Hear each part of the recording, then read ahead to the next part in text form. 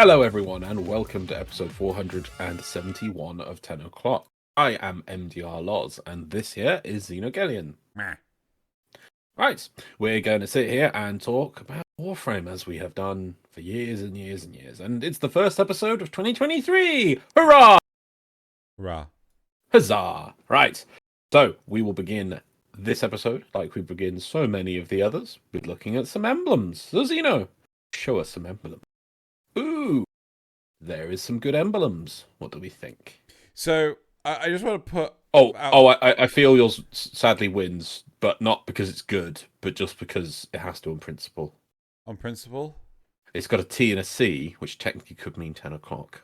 No, it doesn't mean 10 o'clock, but it could. It could. But I just want to say, like, I don't know what my tenor script is, but meh. 10 o'clock. The problem for me is, like, I'm very limited on what emblems I now have available to me because I lost them all when I purged That's my not PC. true. We've now got crossplay. You can find so many emblems. So the weird thing was, right? So little, I suppose, little story time for story time with Xeno. When we were getting ready to record, I said to Loz, oh God, I just wish I could find some emblems. And then no word of a lie, I was in a Fortuna instance and so many people had emblems of like, I've just been to Strata, I've just been to Larunda, I've just been to Cetus. No one had fucking emblems. I go to this one instance of Fortuna and like the loads of emblems. I literally turned around and said like, I'm trying to find $1 million, you know. Just trying What to are you saying? You found the loot cave. I found the loot cave. You found the randomized loot cave. Yeah. But right. Do you want to do it? No, you say more. But if you wish to win 75 platinum for your hang on. If you're going to continue, you have to push number 8. Well, I was going to. With another but it's so glorious, another thing from accused. Is it We've been graced with gusto? With much gusto. Oh my god. Right, you are a legend, Recuse, a living legend. So, if you wish to win 75 platinum for your platform of choice, go into the description below where you will find a link to a Google form which has this week's emblems and a bunch of random shitty questions. And yeah, you can be entered in for a chance to win 75 platinum. We give platinum to all 4 platforms. No word on anything like mobile yet. Did you try the mobile beta? I will. I know I actually have a new phone, so I can definitely try it. We'll talk about that 14, in a short bit. But yeah, make sure you get your in-game alias correct, because if they contact me and say, Xeno, we can't find whoever SpongeBob69 is on Xbox, well, I mean, I've got no way of confirming it, so no one wins on your that name platform. Was actually SpongeBomb79. 69. 16. Well, no, you see, that was the change. Okay. So they got to get it right. They got it that wrong. Yeah, so, you got to get it right. But yeah, and then yeah, you'll be entered in for a chance to win some platinum. Cool. Yeah. So I don't think there's anything else. So we just move straight on to dojo dusting. Yeah. Do we not have any platinum winners this time? That's part of the dojo dusting. Right. Well, let's move right along. So dojo dusting. So did you just push one button and remove both the emblems and the meme? No. Oh, sneaky. No, I turned off the emblems beforehand. Oh. So I could rig it up to do that. Anyway, so the whole point is we don't have any platinum winners this week. We should have had some technically the week before, but unfortunately due to the hacking things, the safest thing for DE to do, they were contacted like immediately. The safest thing for them to do was just to cut me off entirely until I was able to confirm that I was got everything secure again. But unfortunately that means that I missed the giveaway that had literally just passed this week. So the next giveaway will be next week's episode, I think, if my maths is correct. And it will cover the last 4 episodes of 10 o'clock, so everyone gets a chance to win.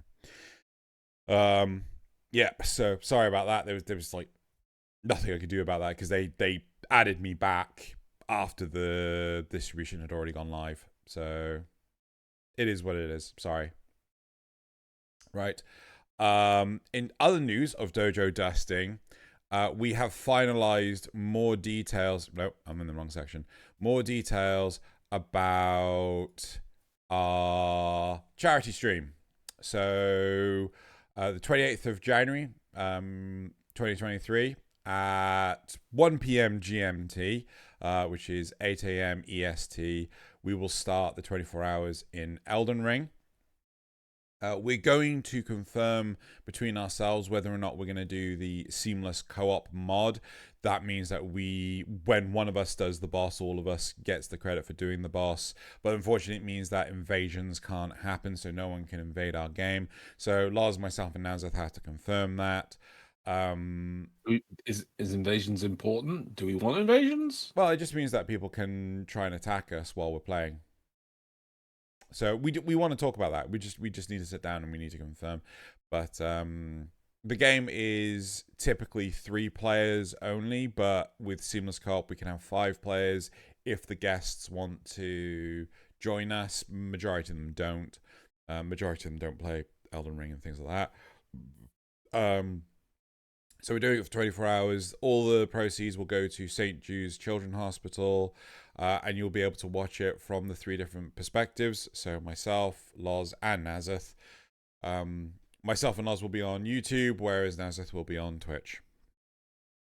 Yeah, so that's it in a nutshell. We have currently 18 out of 24 slots filled with guests. Some people we have, the majority of the people we've engaged with before, but some people we've never talked to before, so we'll see how well that works out. And yeah, so that is it for the stream. Come check it out. Saturday the 28th to Sunday the 29th. And yeah, all proceeds. We're also talking about like possible, I want to say forfeits, challenges, milestones, goals, right? So for example, at $100, we're talking about me eating a can of pineapple. At another $100, Nazeth eating a can of anchovies. I hate pineapple. I fucking hate it. It's awful, right? We were talking potentially about the idea of at $250 maybe doing a Monopoly stream, but apparently Nazeth likes Monopoly. I don't know how he can. So what, we just pause the game? No. Monopoly It would be a separate stream later on. You know. Right. But I mean, how do you feel about Monopoly? What, basic Monopoly? It's a terrible game. It's just random and doesn't actually have that much strategy. Yeah, and it just develops. If you have a group of people, it just devolves into. It never ends. Hey. If you kind of get like into 2 people who have ramped up their stuff, and then it's just RNG based on who they land. And sometimes I find that when you get into situations, it gets to the point where like one person's about to lose, but then the other person gets a few bad lands, and it just goes blah, blah, blah, blah, blah for a long time. Yeah, so it always devolves. It's the problem with all the. I love the concept. It just needed more structure and less on the random element, because I used to love the concept of Monopoly. It was so cool, the board. But all these board games from when we were a kid, they're just so limited now. I got really disheartened with Cluedo. I thought, oh, murder mystery, that's so cool. And I started playing it with other people, and then I watched them play, and they like draw up a grid and tick things off, and I'm like, what are you doing? It's like, oh well, if you pay attention to what everyone asks, you can cross off, and then you know. So it's not at all about winning through discovering the murder mystery. It's just being the best to tick something off, and in theory, everyone, if you all listen carefully, can win at exactly the same time. Yeah. Again, what a terrible ball game. Yeah. Anyway, so maybe we'll do Monopoly. If you have any suggestions for any goals or forfeits or anything, please feel free to put them in the comments below. Right, so that is it for the dojo dusting. I don't know. Do we want to? Is there anything to cover in the war report? The only thing I've got is that Prime Resurgence, Vault, and Loki Prime are now out on Prime Resurgence, so get them while you can. So that was started, I think, the 5th of January. That's when it got posted on the website. So yeah, if you're after, I think there's Worm Prime and maybe some other bits. But yeah, I'm not sure what the weapons are, but check it out if you want to get Loki and Vault. Cool. Right, okay, so should we move on to the topics? Sure. Right, and for you, Wait, that should work. Why isn't that working? Oh, God damn it. I put all this time and effort into making this work. There you go. For you. There are all the topics. I did that Look wrong. at that. I did that wrong. There we go. Those are the actual topics. Not leaving in... Nazareth ate all the cookies. Nazareth did eat all the cookies. You ate the cookie from the cookie jar. Nazareth ate the cookie. Anyway. Right, so topic 1 is Energy Leech Xmas on steroids. Topic 2, can we please get a prefer sprint option? Odd. And then the concept is, since Warframe is going open world, what if we add vehicles? Right. Are you ready for this, Loz? Yep. Are you ready? So, topic 1. Wow, those buttons are just 100% broken. Okay, fine. So, topic 1. Scrolling up in the dark. Did anyone know the ancient disruptor still exists? Let's look at some differences, and we got a table here. So, Energy Leech Xmas, Energy Leech on steroids. I assume. Hold on, is one of the columns the disruptor and one of them isn't? No, those are the titles, apparently. I don't know which one's which. So, Enemy Leech Xmas. Immune to crowd control while Overguard is up. Crowd controllable, but only 25% of the duration. Yeah? You with me? Yeah. Do you want me to take a screenshot of the... No, I'm on the website myself. I'm having a look. I'm trying to understand what you're trying to say. Gives you an audible warning and time to dodge. Gives no meaningful warning when it throws a punch across a room. Drains 100 energy if you fail to dodge over time. Drains anywhere from 1 to all of your energy in a single hit depending on the level all at once. Drops energy orbs and health orbs, maybe even ribbon slivers on death. Drops your energy and pretty much nothing else. Easily visible purple-blue aura. Looks like any other ancient. Does not buff allies. Makes every ally within 10 meters an energy leech. No damage reduction. 90% damage reduction to self and allies from Warframe powers within 10 meters. You want to just push meme number 10? Number 10, sure. Memes 10. Thank you. Yeah, so it's for everyone. So I assume what this person's trying to say. I was trying to guess. I was trying to see if they were saying that the the ancient disruptor still exists and can become a Leech Xmas on top of being an ancient disruptor, but it doesn't seem to be. They're just implying that Energy Leech on steroids is what the disruptor is. Yeah. And it's just worse than the Energy Leech Xmas. Is this supposed to be a thing when it took several patches to make energy drain go from 250 to 100 for fairness?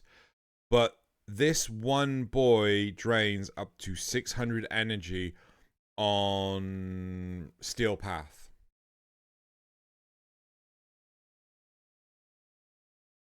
I don't know what to say. I mean, it's obviously a relic of I want to say a bygone era. Yeah, it's when they tried to make ancients the sort of they were Xmas units were the absolute joke and didn't make any difference to the game apart from the fire one knocked you down a bit and the blue bubble was a frost bubble you popped and that was it. Yeah. Oh, and the Leech version, the original version, would just steal all your energy. There was just nothing you could do about it. It would just exist and your energy was gone. Yeah. So they tried to improve Infested by giving the Ancients buffs that would apply to each other. So they were sort of I remember in 140k, it's sort of like shoot the bigger ones, but in the Tyranids, which are a big army of monstrosity aliens, or similar to the Zerg, if anyone wants that from StarCraft. And that you aim for the bigger mobs because they buff the smaller mobs, sort of, or they control sort of the smaller mobs. Mm. So the way this works is it's a grants of so that this is the disruptor. I know they got in that thing, but I'm kind of explaining in full. Mm-hmm. It grants a passive aura to itself and allies within 10 meters. Effective units will have a purple glow. The aura grants these 3 effects. 1. Reduces damage from Warframe powers by 90%. Does not stack with multiple Ancient Disruptor auras. 2. Reduces duration of Warframe abilities on affected units by 75%. This effect stacks multiplicatively with multiple Ancient Disruptor's auras. Okay. With enough of them near each other to give an area, this can allow them another infested affected by the auras to ignore certain crowd control. Read that one again. It stacks. Right. Okay. It reduces duration of Warframe abilities on affected units by 75%. However, this one stacks. So each one. So first of all, it removes 75%, and then it removes 75% of the remaining 25%. And then if you have enough, they're basically immune, is what it's saying. Okay. Sorry. The third one is on hitting. So this is given to all the units. On hitting a Warframe, drains energy equal to 25% of the attack damage. This is separate from the magnetic status effect. So the mob itself can apply a magnetic effect if it like a 10% chance if it hits you with its long arm to do a magnetic proc on you. Right. Okay. So this effect stacks. So the on hitting Warframe drains 25% energy. Stacks with multiple disruptors near each other. Energy drain is affected by certain forms of damage reduction. So if you have damage reduction, you can reduce the amount that's drained from you. Okay. The mob can also apply grappling hooks because it's got the long arm. They can apply a magnetic proc with attacks done by the long right arm. Like all ancient structures are known to knock down players. So okay, so this person summarized it as crowd control at 20% gives no meaningful warning. It throws much crush room, drains anywhere from 1 to all your energy, gives a single hit depending on level at once. Drops your energy and pretty much nothing else. Looks like any other ancient. Makes every ally energy leech, 90% damage reduction self and allies from Warframe powers in 10 meters. And I mean, I don't get it. Well, to me, this just feels like they want a balance because we got energy leech Xmas units that are, as described on the left, but they want it so that the the ancient disruptors are nerfed, and I don't want that. I am tired. I don't want to be crude. I don't want to be dismissive, but I am tired of balance being knocked on the head to accommodate this sort of stuff. Make it so that you shoot it. I'm pretty sure energy leech. No, sorry. Ancient disruptors are fairly easy to kill. And if the complaint is against the steel path ones, well, they're supposed to be harder to kill. Yeah. So why not take your... I mean, we were literally talking about this last night. What was the shotgun build to one-shot Archons? Oh, I think it's using one of the Incarnate weapons and you do weird things. Yeah, so take your weird Incarnate weapons and one... the problem is that the more we nerf, the more lack of substance anything has. It becomes indistinguishable from, is that an energy leech Xmas? Is that a ancient disruptor? Is that a nullifier? Is that, it doesn't matter because it all dies so damn fast, right? Mm-hmm. So, I mean, to me, it is, just let it go. Just let it go and move on, right? You don't like it, don't do it. Yeah? I think that's a bit of a too simplified point.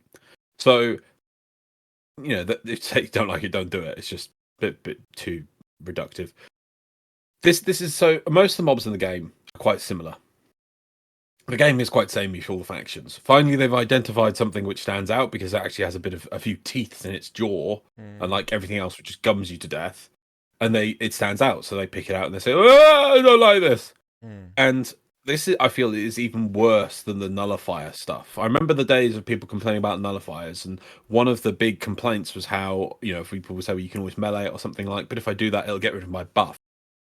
And at least that I didn't like that answer, but at least there was some logical explanation of how it would affect certain play styles and certain frames doing crazy things with certain levels of damage reduction, and that yes, it would remove it. At least there was something about the playstyle. Whereas this, there's just a certain mob which just has a high amount of energy drain, and we don't like that at all. And it's like, I don't even know why. I can't even justify it of like, oh, but it'll steal all my energy. It's not a particular thing of like cleaning the buffs off. It's just the energy's gone. Also, I noticed they don't point out that the energy leech. I hate the energy leech Xmas more because it can do that at range. It doesn't telegraph. It's the purple thing beneath your feet, isn't it? That's the telegraph. There's like purple. That's yeah. No, I meant yes. That's the telegraph of the effect on you. But the mob doesn't stand and go starts channeling something above its head to let you know it's doing it. You could be fighting other mobs and you'll just see the purple thing beneath your feet. You've got to keep moving. It in the crowd. Yeah, and it can do it across a room at you. Yeah. You know, you could be on a different floor on a different level shooting a mob, but it's down here and it can see you, so it casts it at you without it doesn't have to channel it or anything. It just does it by being near it, as far as I'm aware.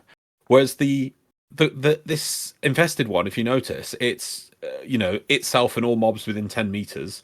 How many infested have ranged weapons? Oh, there is a number, but it's so few.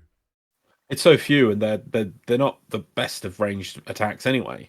So it's unlikely that this is going to attack you at range. So it's just for people who are getting in close, and there's that the mobs are actually able to melee them, and they're not doing anything about it. I'm sorry. It's oh wow, a particular faction you have to fight in a slightly different way, because if you get close to these mobs when that mob's there, they'll have a bit of energy drain. Wow, something actually different in the Warframe basic combat loop. You have to adjust your playstyle slightly. Nerf it now. No. I don't know about you, but I remember way back when I feel that maybe I'm interpreting it wrong, but I feel that there's a big heavy emphasis because it was highlighted in this that Warframe abilities are massively reduced against these things. To me personally, right, when we started playing Warframe, the abilities came second to the gunplay, right? They felt like they were there to be additive support as opposed to the main source of damage. Right? When we first started playing, I felt abilities were beating gunplay. I remember slash-ashing so much on my original Excalibur. No, but I joke how I got all the kills because I killed so many things more than everyone else when we were playing. We just slash dash slash dash slash dash. Right, but that wasn't like you had limitations in energy and things like that. Yeah. So that's like that's what I mean. But now most Warframes have survivability, right? The fact that Nova got a buff, which was her Null Star has damage reduction, right? You can have 90% damage reduction on Nova, right? It can get that high. You've got loads of Warframes now. Which to point out is something which years ago they removed off of Ember because you could do something similar with Overheat back in the day. Yeah, you used to be. So they completely removed that ability. It's like, oh, she's got to be a glass cannon. We can't allow a non-tank frame to have 90% damage reduction. Gives other frames 90% damage reduction. Yeah. Then there was like what's called energy management was really important. Having streamline, right, was so important. Now you have things like Hunter Adrenaline, right, and Rage that like, oh, you take damage. We've always had Rage. Always? Yeah, Rage is like a really early mod. Rage Quick Thinking used to be one of the early survival builds. Okay, fair enough then. But you are right. There's more. Like, but then it was Rage was quite a direct thing. Health equals energy, and then energy kept you alive. It was that was the kind of logic of it. But like Hunter Adrenaline and all, and then you forget about there's ways of restoring energy, isn't there, with operators, and then there's guns which can give orbs, and then there's a mod, for instance, for your Death Cube, which every so many kills it assists with, it drops an energy orb. Then there's energy pizzas, as you say. There's just so much more. I know, so much more everything in energy. I know. So it just feels to me that a lot of Warframe abilities, the more recent Warframes, have really heavily focused on dealing damage, right, in terms of their abilities. I could be wrong, but that's what it feels like. And that's why I haven't touched so many of the newer Warframes. I'm not interested in any of that sort of stuff. I'm more interested in the survivability. Like, I mean, hell, the reason why I play Oberon is like I turn on Hallowed Ground, I turn on renewal, and then the damage from the enemies just keep my energy up, and then I'm just constantly healing the damage that they shoot me with. So it's I find it really interesting that a lot of players seem to be relying more on the abilities doing damage. Things like Baruch, I'm just going to use Baruch's. I think it's his ultimate. I couldn't get into it. Yeah, Baruch was a foreign mine I never got into at all. There are so many frames where you can do this weird mechanic of magnifying damage. I just couldn't get behind. So yeah, I mean, I'm fine with the ancient disruptors as they are. I want them to stay as they are. I don't want them to change. Yeah, I mean, you don't see a mass amount of this mob. The wiki even says that it only appears on like 3 levels. I don't see it being a epidemic of issues with this one mob, and meaning that infested are now impossible to be killed with Warframe powers. I don't even know if this thing can spawn in things like combined with the Mutalist strains. I don't know if it's even in the pool of mobs to do that, because they have the different ancients. So I don't even know that basic ancient can spawn with them.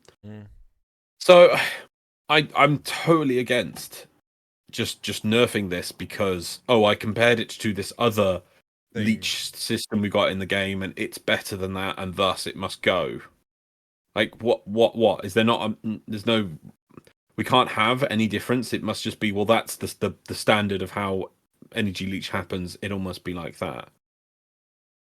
Now, there is the point at the bottom there. It says, is this supposed to be a thing when it took several patches to make energy drain go from 250 to 100 for fairness, but this one boy drains upwards of 600 energy on Steel Path? Why is 250 to 100 fairness? I don't know, because you can still cast abilities with what's left, or most Warframes, if they were full, 100 wouldn't clean them out. I don't understand what defines fairness. Yes, it's all there's no such thing. This is entirely the public eye, right? This is entirely subjective, and what defines as fairness. Okay, fine. This thing is unfair. You're meant to handle it completely differently. I'm just, I suppose I'm fatigued at the idea of, let's find the next nullifier to complain about. Something that's been in the game for longer than the sun. Let's continue to homogenize the game into a simple grey, even level stew. Yeah, and that's the thing that I'm struggling with the most is, let's make everything homogenized, right? Yeah. There are certain parts, like, we were talking about last night. Let's make the damage system is just overly complicated. There's too much, like, we just railroad into that and nothing else. Let's change it. Let's make it so that you can't do that anymore. Let's make weapons unique. Nope. Yeah, they need unique niches. They need unique roles to play. Instead, I mean, I'm just looking through the crazy number of guns you've got available, and you're just clicking through and doing I don't know what right now, and it's just like, well, what is the point of all these guns? But it's just to produce more gun for mastery now at this point, I feel. Yeah. I just get best gun, that it. The end. Get meta gun. Get meta gun, the end. Yeah. So this is and it's really sad that that's obviously to do with weapons, but this is to do with enemies. And finally, there's actually an example of a unique mob which does something different. Don't go if you see fighting infested where a disruptor can spawn, consider not running straight up to the mobs and melee them. It's only 10 meters from the disruptor, so okay, yeah, it could ambush you around a corner, but most of the time you're going to see it and go like, okay, if I go near that mob, it's going to be an issue. Do you remember the days of the green pools of death? Oh God! So you wouldn't go anywhere near the green pools of death. It wasn't all disruptors, was it? It was a specific. No, it was just it wasn't disruptors. It was the ancients. Infected ancient. Yeah, infected ancient. And being near them, they just ate people's health because they were just spewing out contagion. When they died. Yeah, they left a green. Was it a puddle or was it a gas cloud? It was like a cloud, but we call them puddles. right? It just leave this green puddle on the floor, right? That if you just walk through, that's it, you're gone, you're dead, right? So I remember specifically people asking me not to use green energy colors for my Nova because they couldn't tell whether or not that explosion was actually Death Cloud or not. So I had to change my energy colors, and yeah, but people complained about it because like they just kept on walking through shit and like they just died. Yeah. And thus it got removed. So, and it's just like, oh, so that got removed because that was too difficult. Oh, but well, then you move that because that's too far. And now it's like, oh no, we got to remove this energy leech ancient. Oh, because this is now too far. I kind of feel that they have. I don't know what the solution is. I think they're damned if they do, damned if they don't at this point in time. Much like What? Just leave it in. What? How are we No, damned no. if they don't do anything? No. So I'm talking about the color problem, right? I feel like some abilities should be like set colors that you shouldn't be able to customize the colors, and that way anything bad to you could be red, right? Everything good to you is green, and then no matter what, you can tell, oh, that gas cloud is red because you can't pick a red color. The problem with that is that it's too late at this point. The horse is well beyond bolted out of the gate.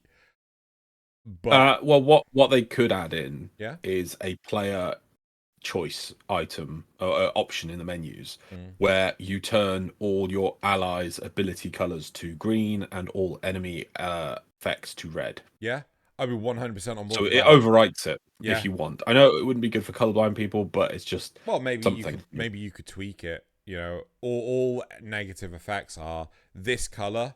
All positive effects are this color. Yeah. Yeah.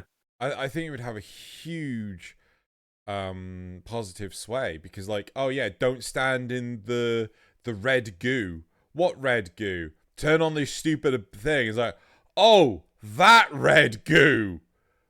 Or hell, they could put another one in which basically removes your effects and ally effects and just makes enemy effects more prominent, so color wouldn't matter too much. Oh sure. Yeah. Basically, if it's an effect, it's a bad effect. Yes. It's I like just that as for well. colorblind people. Yeah, I'm So down for that as well. it simplifies things. Yeah. Should we go to the replies? Yeah, let's have a look. So first of all, don't forget that disruptors can apply a magnetic on top of direct energy stolen. However, I'll note that the Xmas technically has damage reduction. Overguard may not be damage reduction to its health, but almost everything in the game deals significant reduced damage while it's active, and I would consider that a form of damage reduction. So I think that's been included, so that must be an early version of the chart. Okay. By the way, DE could also look at overall spawn rates. The game has a tendency to spawn annoying enemies in bulk or in quick succession, which makes things unpleasant. Some things unpleasant. No, but you okay, to me, you need the deterrent. You need a reason to stop doing that mission. Right? If the only deterrent is you're bored, right? Then why I there should be a reason. Like, I'm doing a survival. I'm doing an infested survival. I could only go to 20 minutes because anything beyond 20 minutes is just too difficult for me, right? Not, oh no, there should be no difficulty whatsoever. I should just be able to just keep going until I'm bored. I hate that as a concept.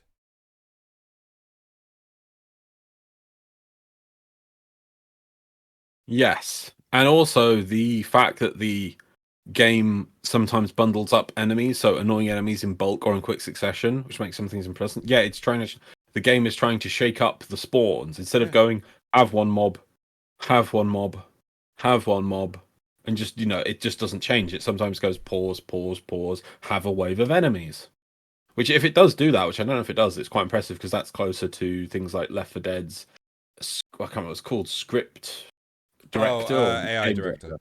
AI director, yeah, and that's what you want. You want occasional periods of low activity and then high activity. So if this person's like, no, I just want it to be continuous, just the same. It's like, well, the game is just the same again, grey sludge, just uniform grey sludge instead of having, an exciting thing happened. I don't get why people. I see. I think if you were to turn to people and say, "Do you want just grey sludge?" they would turn around and say no. But Oh then you no, ask, I want the game to be dynamic, exciting, challenging, right? active. They'll say all these words, and it's like, right, okay, well, we've given you this mob, which will challenge you because you have to do this, and this, and it can do this, and you won't No, be able that's to use too this and that. much. Oh my god, game too bad, make simple. Yeah, yeah. It's like yeah. Okay. Personally, I feel that the ancient disruptors just need their energy drain numbers looked at. Fair. Now, see, here we are, fair. Just look at the Okay. numbers. Leave the mechanics, look at the numbers. Their overall mechanics are fine. Their aura is fairly visible. They could do with an audio cue, but then so can a lot of enemies. I mean, when's the last time you were one-shotted by an elite shield lancer's Tonkor before you had any reason to even suspect he existed? I keep losing friends to that. One shot full energy drain is just cheap. It really shouldn't scale with enemy damage, at least not infinitely. I can get behind this.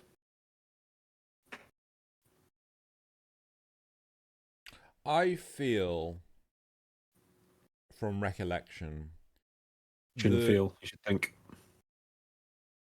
I no, I feel I'm allowed to feel things. You're not allowed.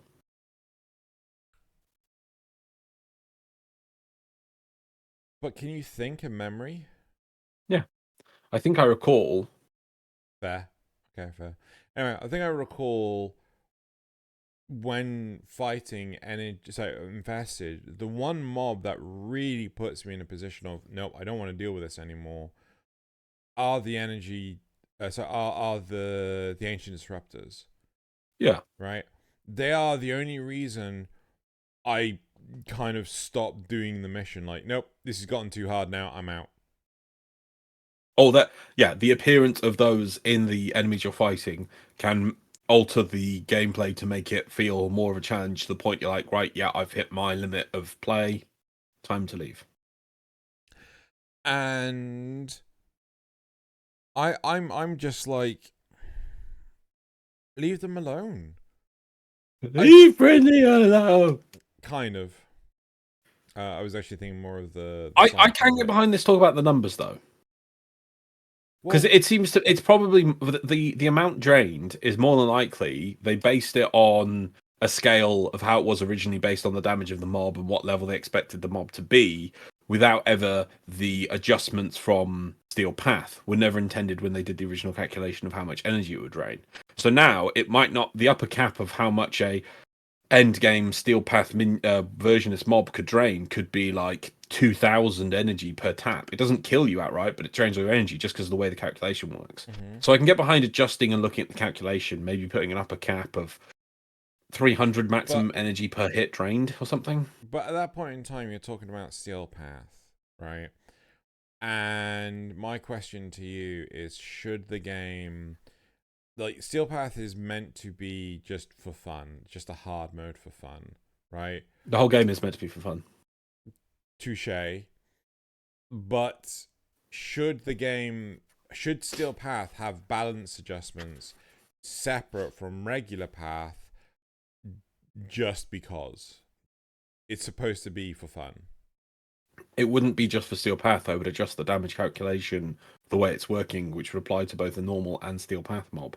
Okay, so you would just okay, fine, that's fine. Sorry, Because I bet you the same calculation would probably have an effect if this mob reached level 1,000 or something. Or in the future, if some weird mob buffed its damage, let's say they put in a new infested mob, the equation it's doing to work out the energy drain, which seems maybe to include damage, and some weird new infested come along, I don't know, the infested overmind mini mob buffs damage of nearby mobs, it could affect the calculation this is using and do stupid damage absorption on a level 10 enemy because it just doesn't, it's just broken.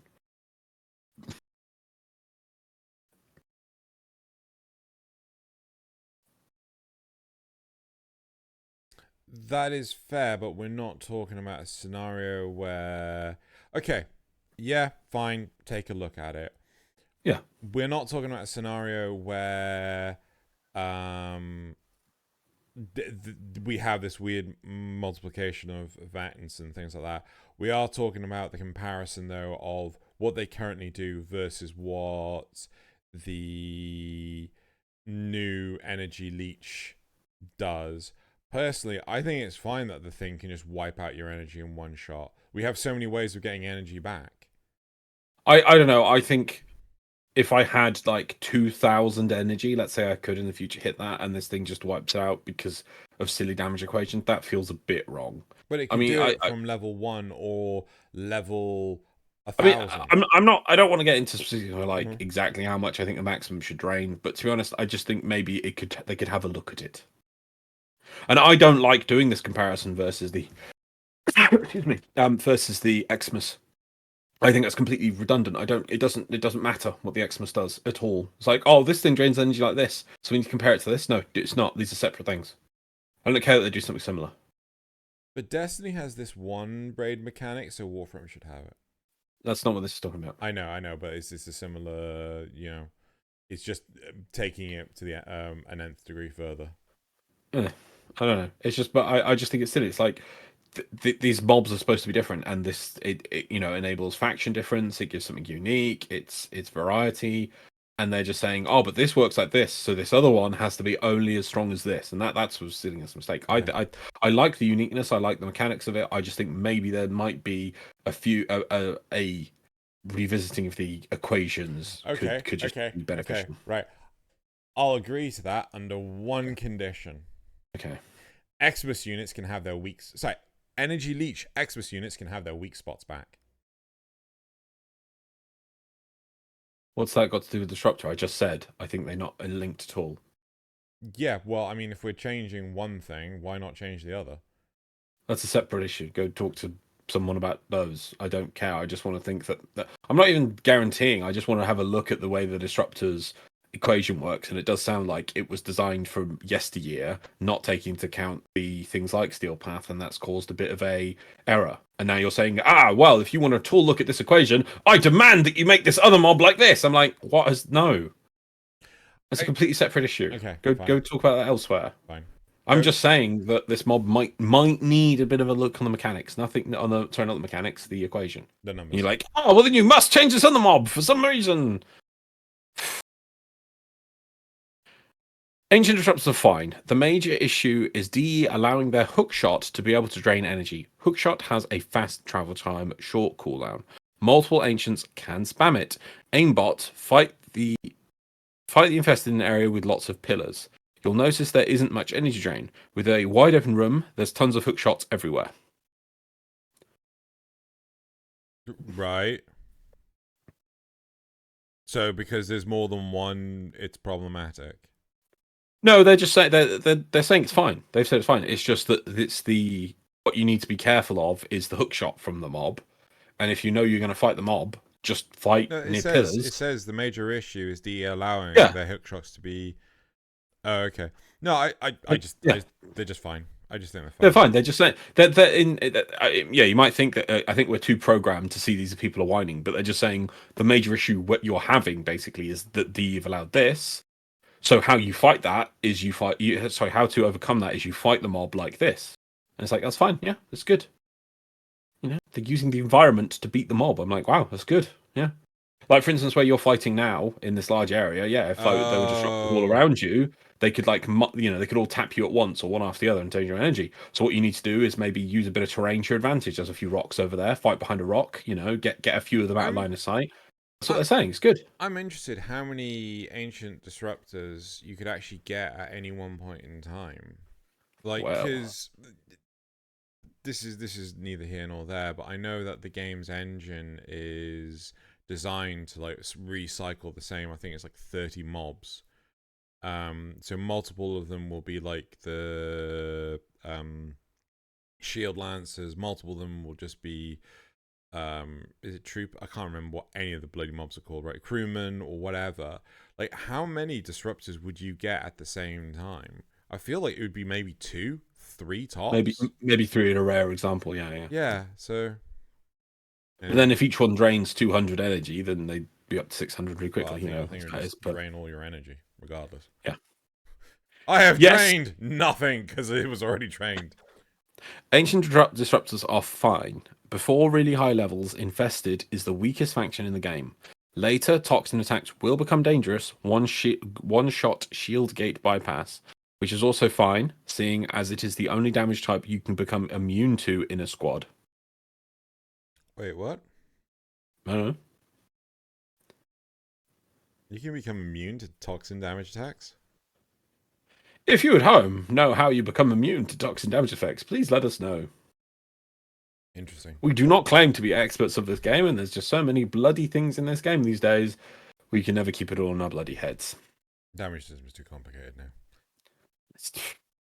Anyway, right. Bloated. Everything is too bloated now.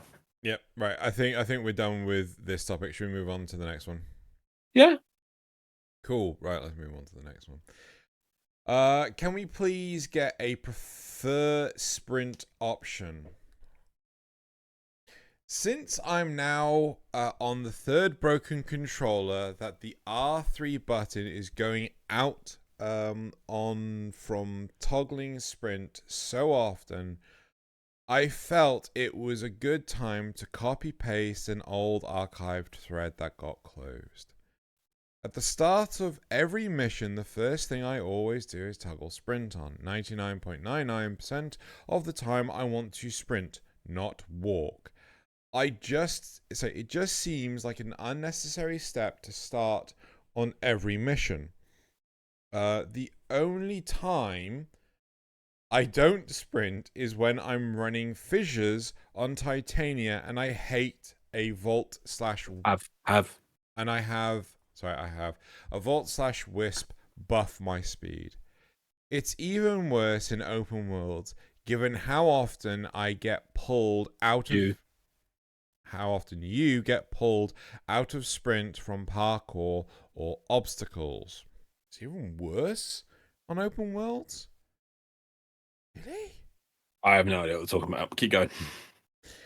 It's also unnecessary wear and tear in your controller since the default sprint is L3. I've gone through 2 controllers playing this game. The little pin in the joystick that activates L3 broke on both of them. Everything else on the controller functions perfectly. If we had a prefer sprint option like we do for prefer map overlay, I would be a happy Tenno.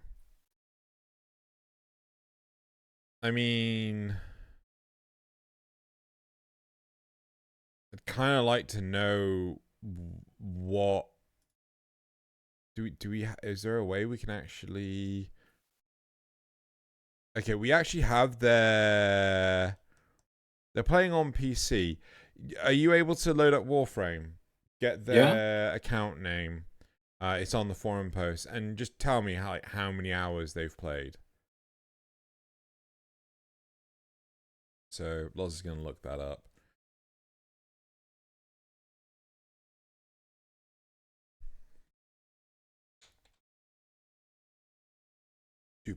Huh?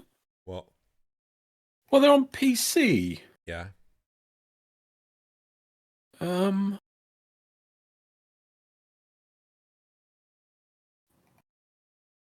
PC.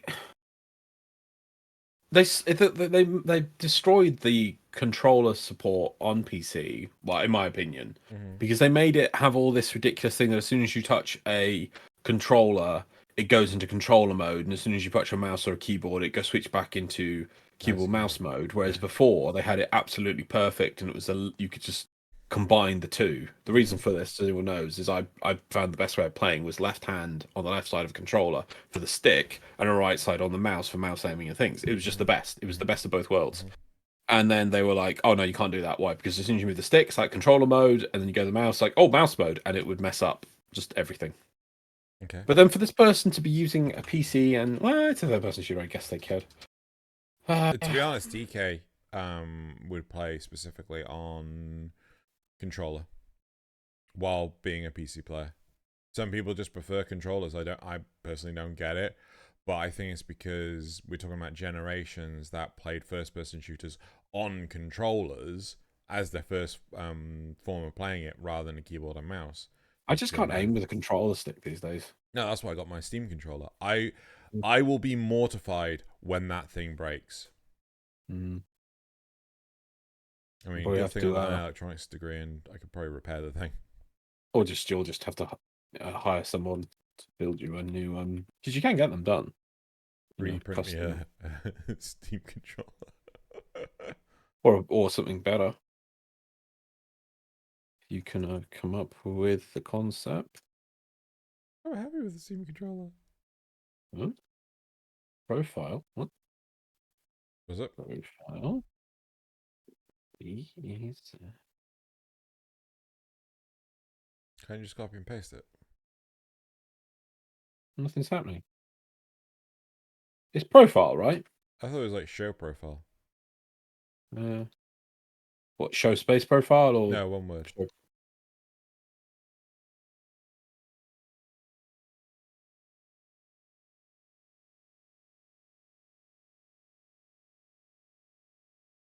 No, Not working. unknown command show profile.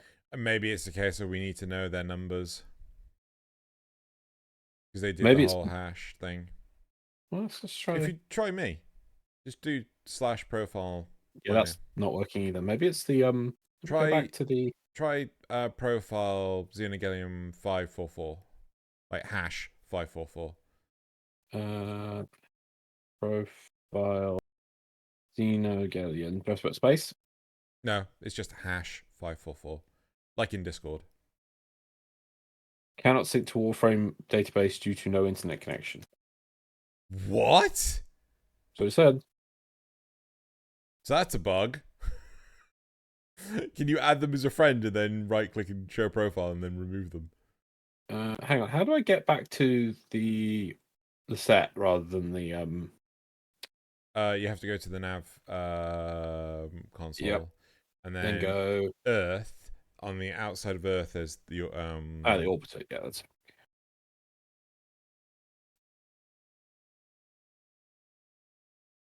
Right, let's try again.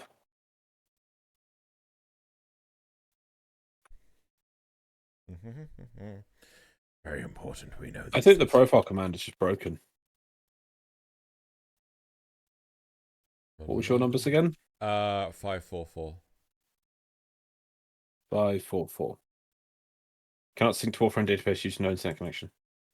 Wow, they actually broke it. You could try, you could go into like escape, go to friends and add them as a friend just by their name. And then while it's pending, you can right click and check their profile. I will give it a go. That's how we used to do it. Way back in yesteryear. I just want to know, like, how many, like, if it's like, oh yeah, I've spent 4,000 hours playing and I've gone through 2 controllers. I'm like, I'm not surprised.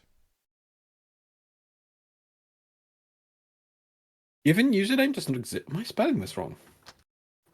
Copy and paste Add it, friend. Okay. That wasn't a Z. That was a squiggly spooch. Oh, maybe I'll try more sign in.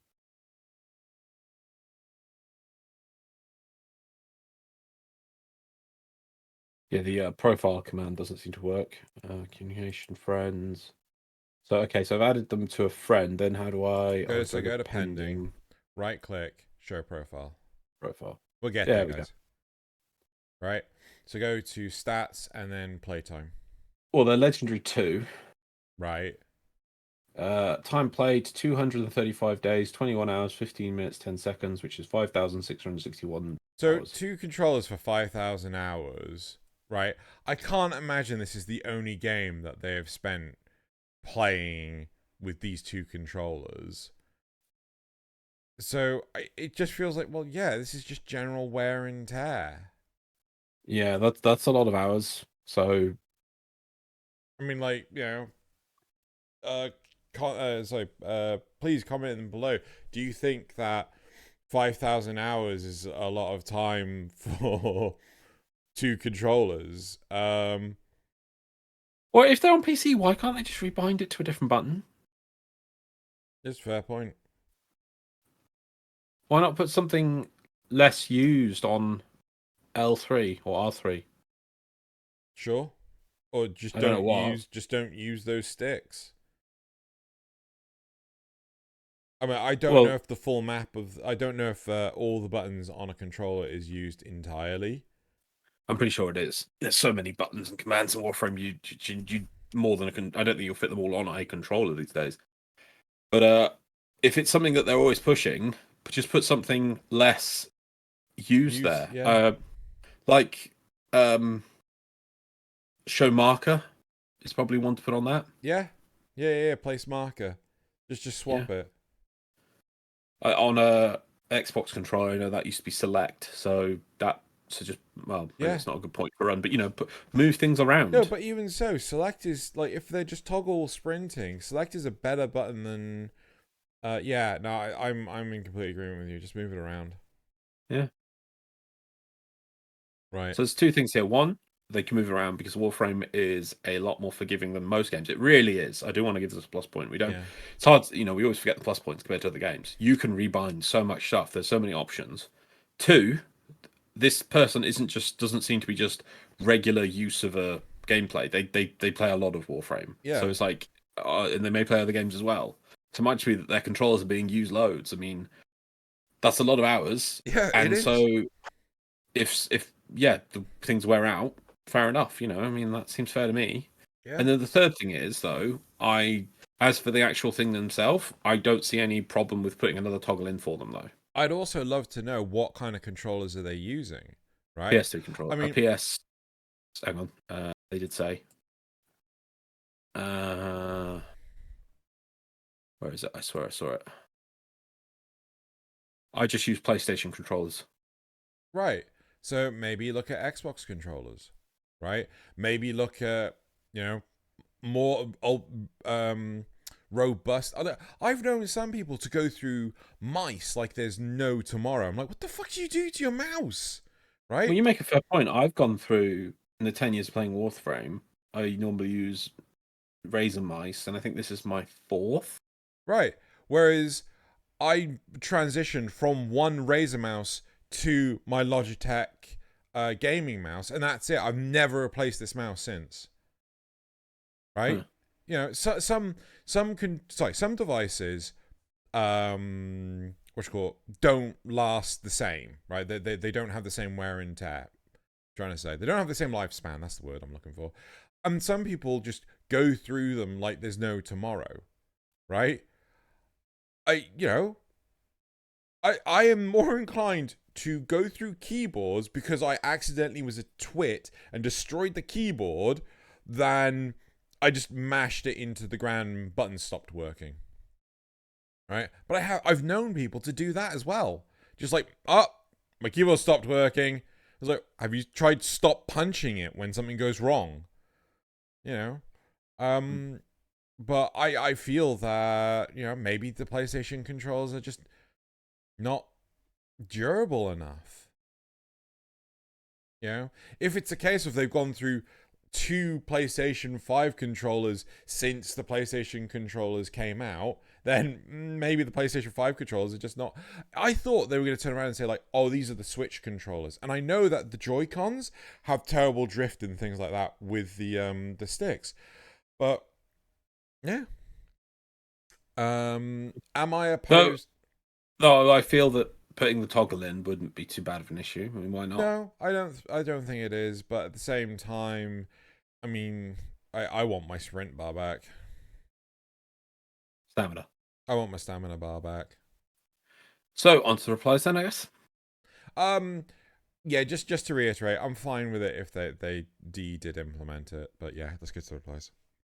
I'm okay with your suggestion. However, maybe your controllers are bad. I had bought wireless keyboard plus mouse set. I had problems with mouse, but that's understandable. However, caps lock key that I'm using to turn on and off sprint is 100% functional. It's not like my keyboard is some high-end... No, just normal, cheap, but not the cheapest keyboard. Logitech MK250 if you want to know more. Yeah. I'm all for accessibility and letting people play how they want to play. For this reason, I also want to point out how silly bullet jumping is both conceptually and button wear wise. So if you can just toggle bullet jumping or like make sprint actually do something, that would be cool. Maybe then I would stop helming thing reeve on every single frame I want to use more often and perhaps start using those frames that can't sacrifice anything for helmet. What? I have no idea.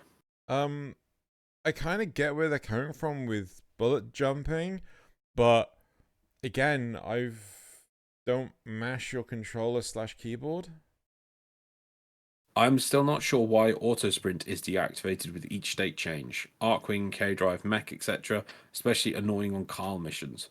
Would happily take default sprint with press ever to walk, like inverting buttons on tap press abilities. Yeah. The thing that frustrates me the most is there is a walk, there is a run, and there is a sprint. Right? They're not talking about walking, they're just talking about running. Right? Yeah, running versus sprinting. They want it to be default sprint. I mean, hell, you watch the footage I'm playing right now. How often am I sprinting? I'm just bullet jumping everywhere. Yeah. You know? I just don't... Do I... Yeah, no, I just...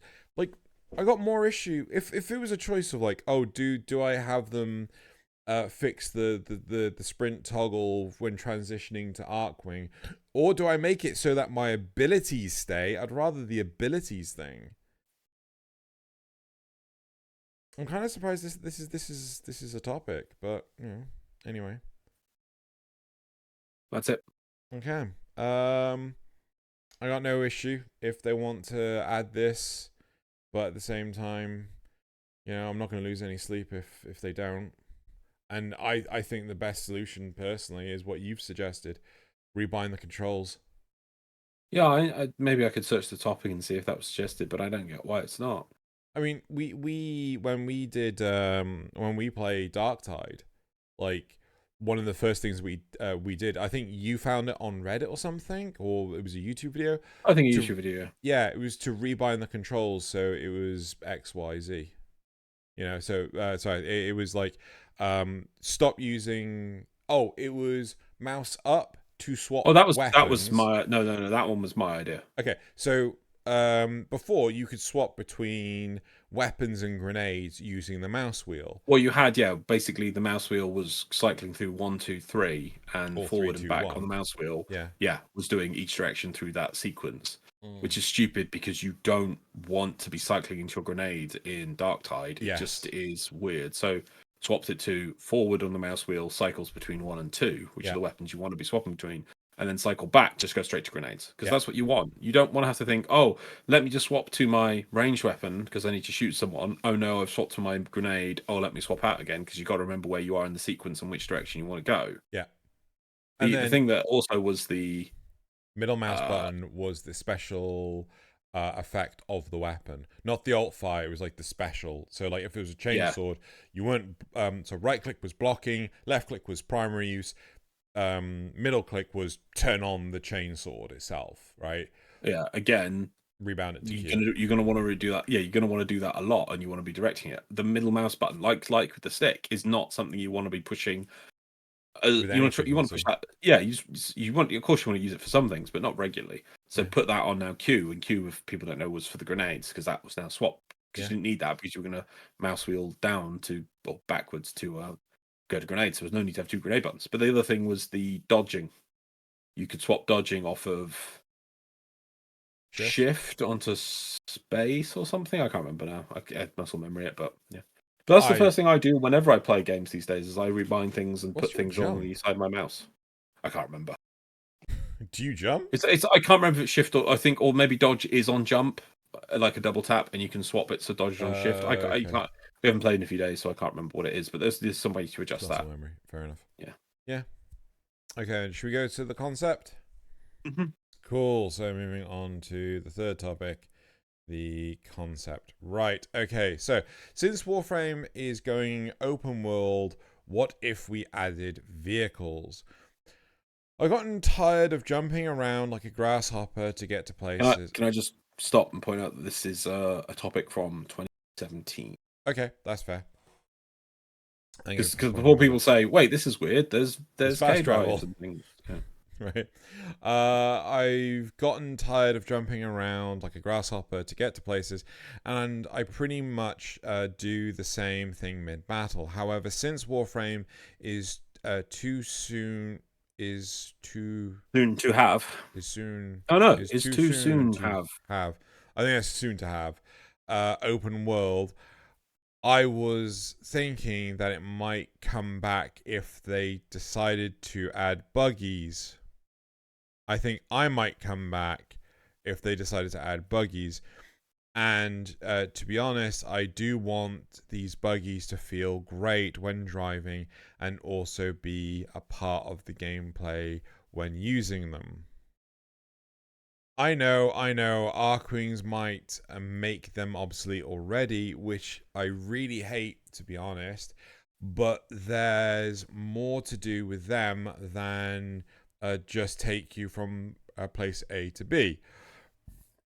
I know you're all wondering on how you will get these buggies across deep rivers or cliffs or jumping over obstacles even. There's some simple solutions to that. You can use ramps or add a jump mechanism to the buggies, or you can even use a combination of both when needed in a situational manner. They can even use a temporary boost that makes them go faster and can recharge over time. I'm sure there's going to be some of you familiar with these mechanics. If these buggies are able to if these buggies are to be of decent use, I think that adding a simple grappling hook on them can give them many uses if it's provided by the thing to do in the world, such as tearing down doors, gates, obstacles, or even knocking down or tearing down other vehicles.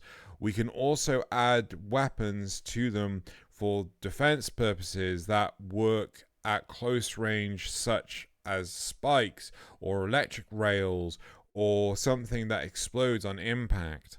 Yes, because the first thing I love how you've just fallen asleep. Yes, because I want my buggy to explode on impact. These buggies should come with 4 customizable areas: the chassis, the wheels, the engine, and the armor. All of these things should be affecting the performance and endurance of the vehicles. For example, you can add more grippy wheels. More grippy wheels, Loz! For more traction, or wheels to tend to slide to be able to do stunts like 180s or drifts. Bigger chassis can have more potential for more armor and contain more seats for more players, but also at the cost of being heavier. Lighter engines can be fitted for lighter vehicles and run faster to do sharper turns easier if the vehicle itself is light as well, meaning heavier engines will be heavier but can take more punishment and can easily move heavier vehicles. That's it. My God. So K drives. Well, I still think this could be cool. They're trying to say about here. But okay, you do your butt first. It's a very quick but. Archwing needs to be disabled. Give us an open world where you've got your buggies and stuff, but you can't K drive. That's the whole fundamental flaw. So you can't have your Archwing. That's the whole fundamental flaw with K drives. Archwings... No, because you're looking. Okay, I'm. This person is. Remember, this person is saying this before Archwings were used on the open world and K drives existed. No, because Archwings came with the open world. The open worlds weren't out when this person had a.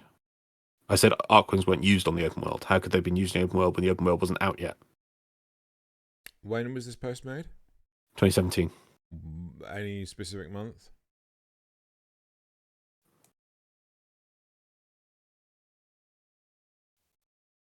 October 9th. Right, because It came Open Worlds came out October, I think 11th, 2017. My point still stands. Okay, so they weren't to know Right. about K drives. That's fine. Yeah, so they didn't know what transportation options we have, and I'm just thinking about this. Obviously, they were saying about all these points before Open came out, and so you're thinking about using it for a transport thing, is what you're trying to say, yeah? No, I'm thinking of using it even as combat or anything. The problem is right now, even if you were to add on like turrets, or you make it so that one player has a rear mounted gun while you're driving it, much like I want to say PlanetSide 2. Yeah. The problem here is the fact that Arcwings still exist. Arcwings are going to be faster, they're going to be easier, and you don't have to rely on someone else not to be a dick. But what's the goal of the vehicle? You're still saying for transport. Anything. Even if Well, Arcwings are not used for combat. They suck at combat. Yes. But even So you're comparing, I assume you're comparing this vehicle's use for movement like an Arcwing is. right, but what would be better? Going into Arcwing, getting to a point where you have an advantage and then getting off and shooting. Or because you can still shoot with your Arcwing. The problem is you just get knocked out of the air, which again, this person wasn't going to know at this point of post that was going to happen. Right, but you're still thinking in simple terms for the vehicle. That's from what I can guess, right? So here, let me pitch my one to you now, right? Do you remember on the Europa missions, there's those hijack missions where you move like a truck? Yeah. Let's have one of those vehicles, and you can go inside it using the technology from Railjack. So you go inside it to man turrets and things, and that you use it on the Valis. Are you still driving it? You can drive it, Okay. but it's very slow moving. And the point is not for, well, it can have a turret for minor combat if you want, but the goal is to use it for moving, missions where you move things around, missions where you have to transport people, insert the vehicle. Maybe you can attach buggies onto the back and you have to go into a base, take buttons, move stuff out. Maybe have missions where it's just to do with drilling or investigate, you have to take it to certain areas so it can investigate things. So it's not a combat vehicle. It's a vehicle you have to use to complete the mission objectives. I like where you're going. I would be fine with that. I would like Maybe we could even have like stealth missions where you have to pretend to be a normal vehicle to sneak into a prison, like in to do a convoy. prison check. Yeah. You have to sit in the convoy and get to a certain point to either, let's say, have them dump some stuff in that you're stealing, or to sneak into an area to be prison. You have to pretend to be a normal vehicle, like stealth for vehicles. I'm cool. down for that. I'm also down for okay, for this stealth one, you can't have turrets on your, well, or maybe it's a case of the stealth one because you're trying to break into somewhere. You have to use a regular one, right? You can't use a customizable. I like the idea of having customizable ones as well. Yeah. Right. But I know the player base.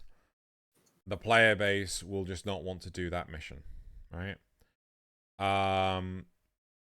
I think... Yes, but all the player base want to do is get their explosive guns, get their explosive frame, and sit in a mission where just everything dies. Yeah. They need to start not caring what the quote unquote player base, seeing as it's not the quote unquote player base, it's just the vocal minority want to do. Well, I think the best They'll probably say, "Oh, it gives me motion sickness. Thus, you must remove it from the game, and I must just shoot things." Well, I think the best thing to do is to remove alternatives. Right? It sounds really daft. I mean, hell, I was saying it for fucking months leading up to Deimos. They need to make it so you can't use your Arcwing, right? Well, yeah, I mean, let's be fair, it's our fault that this problem with K-Drives versus Arcwings exist. We will forever be damned. Yeah, so we could have it so we have these, let's call them APCs, right? Yeah. They could make it so that we have buggies, right? That, this like alternatives, right? You could make, I don't know what it's called in Halo. There's the weird alien hoverbike Warthog thing. No, not the Warthog. The Ghost. Is it the Ghost? The Reaper. I think the Wraith is the one that flies like a plane. Yeah. right? But whatever one is the hover bike one, you could add that in. You could add in so many of these things, as long as there isn't a superior, insane alternative. And I'll always lead back to the whole World of Warcraft. Oh, you want to go some mining? Oh, you want to avoid all the mobs? Get on mount, fly up, fly down, mine the thing. Get on your mount, fly up, fly down, get on the thing. You know, it's like, it's problematic. That's only because they did very bad jobs of actually progressing flight.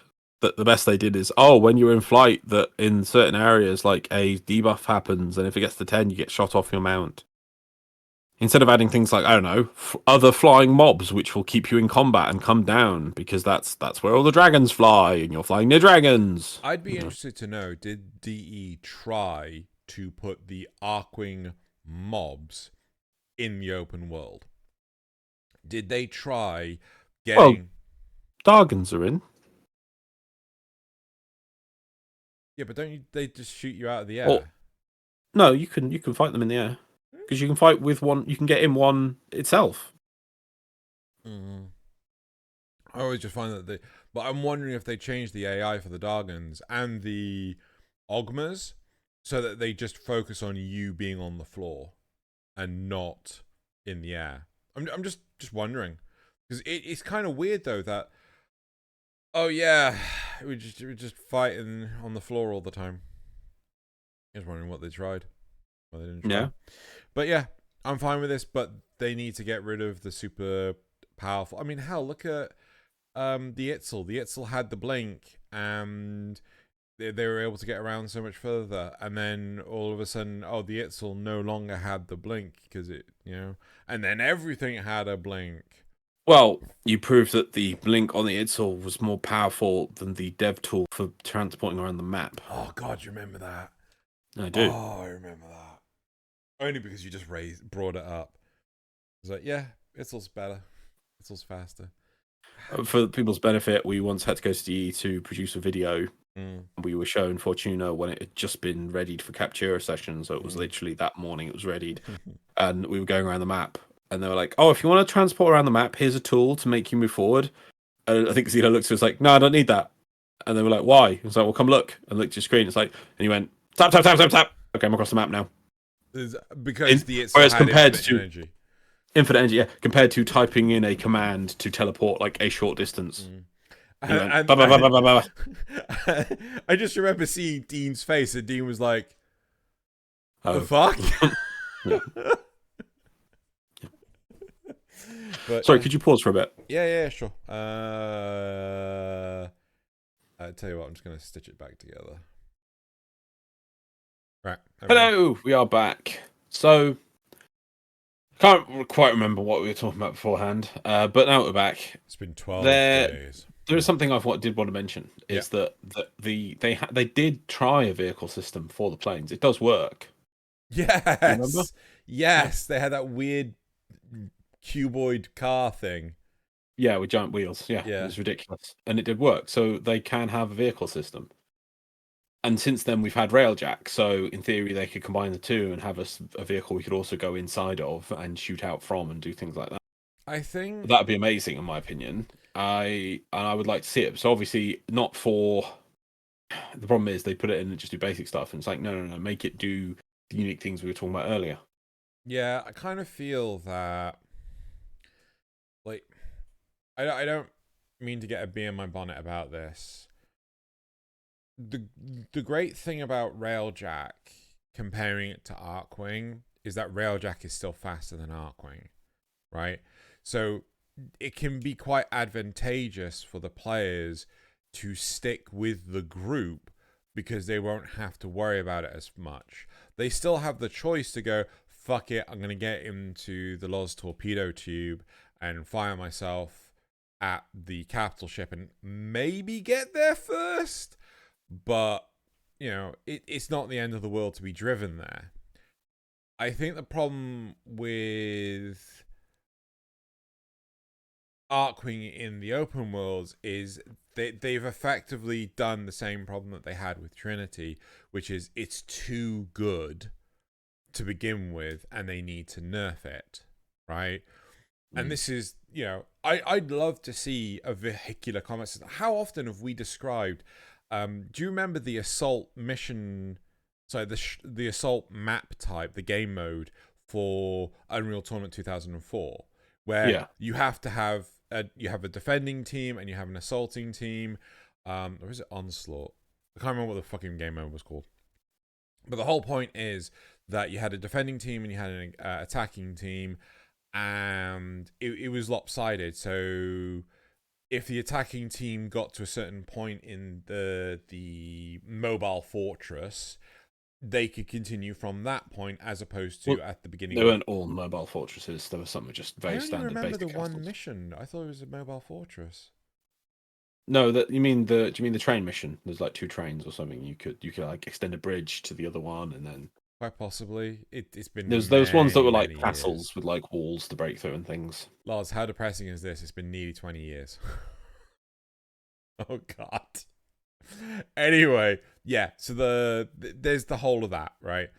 I would love it. It was a very good game mode, and obviously it was you then swap sides, and the other team would do with assaulting. The other team had to defend, and then overall winners were calculated. Yeah, and so obviously there's no need for the swapping sides bit, but but it's the key point is that it's a structured and unique experience in the way of attacking, rather than you can say like, but that's like every level of Warframe. Like now, look, Drew's attacking people. It's like no, but his goal is just to randomly. I don't even know. I can't even see what your objective is.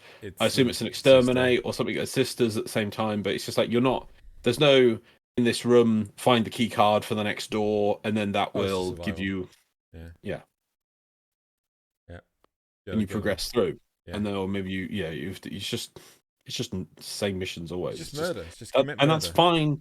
That's been a fine basic staple, but they need to add special missions on top, and they just don't. And I know what you mean, because you're trying to say like it would be cool to have with these vehicles or whatever. You could have a I don't know, something that goes around the plains or I got one. Valis and defection, right? Yeah. Corpus defection on or Valis, and you have to drive them in their school bus back. Yeah. Right. And they could get hurt on the school bus, and so you got this tiny little cramped bus that you have to defend, and I'd love that sort of thing. The thing is, gets me, and I know you could say like, oh well, what are you going to do? Things like Arcwing, and you were saying not to have Arcwings, but it really annoys me that the start of Arcwing was clearly supposed to be more technical with things like anti-missile defenses, and this is the first Arcwing, the one everyone starts with, the Odinata, so there's no excuse why people don't have it. It has anti-missile defenses, but it also has a shield that you can put up in front of it. Could you imagine how cool it would be? It's like you have to defend the bus, and then you knew that, say, in the next cavern on the cliff to your left, there will be an enemy defense battery that's going to open up. So 2 people or 1 person has to line up their Odinata on that side of the thing and keep their shield up.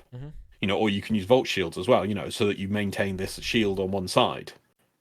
That would be cool and clever use of game mechanics to survive. Or you could say it's like, but on easier modes, maybe you can go up and destroy some of the batteries, but then some of them are protected and you can't blow them up. There's ways to do it, make it more interesting and dynamic of what you got to do.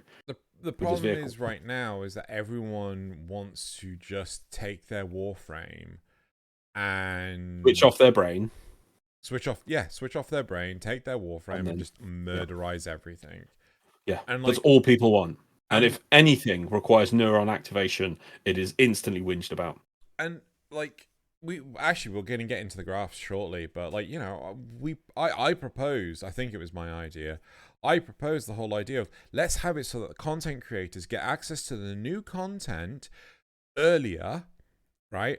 They can do the tutorial videos so that when the new content comes out, people don't feel like they're smashing their heads against a wall when they're told to stand on the sodding pressure pad. Yeah? Yeah. So anyway, I'm down for this sort of mechanic. I'm down for the buggies, but we have to make sure that the alternative is not just inherently better. But that's why I think I think you want to add in more methods of assessment rather than the current one where, like as you're saying, it's like, well, I've got a K drive and got an Arcwing. What am I using this thing for?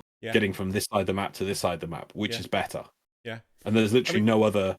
What if, right? What if on Arkwing, just really, really simple thing, just one thing that they could do. On Orb Valis, there's high winds, right? So there is drift. You're being pushed around constantly, right?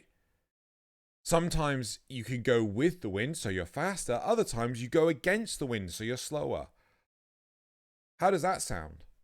Yeah, and you can have other ones where, like, some missions that are anti-K drive, like the terraforming project works in reverse for a bit, and it's frosting up the place. Yeah. So if you stand still, your character slowly gets frozen. So you have to keep moving, and K drives are just constantly frozen. So you have to use Arkwing. A part of me is tempted to say no, just keep it anti-Arkwing, only because I want to encourage players to sodding use K drives. Yeah, I know. I was just trying. Yeah. Yeah, to be honest, it's our fault. We really should have said. They even told us about K drives, and we should have said, "Oh well, please make it that you can't use Arkwings and K drives because it won't compete." Well, we just our brain we had no neural activation on that one because we're too freaking tired. If I just had like 5 minutes to think about it, I would have been like, "Can you not? Can you just have K drives?" There was no reason to put Arkwings on the Valis. Yeah, cool. Should we get to the replies? Yeah, sure. Momentum is far too broken to be any less practical than a vehicle. Let's be honest, people won't even use Arkwing at all. Can you imagine if there was like floating platforms in the Valis you had to fly up to and go between? Yeah. Wouldn't that be cool? Yeah. No, we can't have that. Doubt they will waste any resources on this. Arkwing is simply better, more fun, and also versatile. That's what you've been saying. Yeah. Yeah, if you just because that's what this person is basically saying. Just put in a cool vehicle to drive around and shoot things with. It's like you can't just do that. It's not enough of a addition to the game. You know, this person is basically asking for the equivalent of what K drives became, and it's just like customizable. It just doesn't have any reason to exist with Arkwings existing, as you've been pointing out the whole time. I'm pretty sure Arkwing was designed to be the be-all, end-all vehicle for Warframes. This would make more sense if they didn't exist or you weren't exploring the plains as a Warframe, like the Grineer there. Yeah.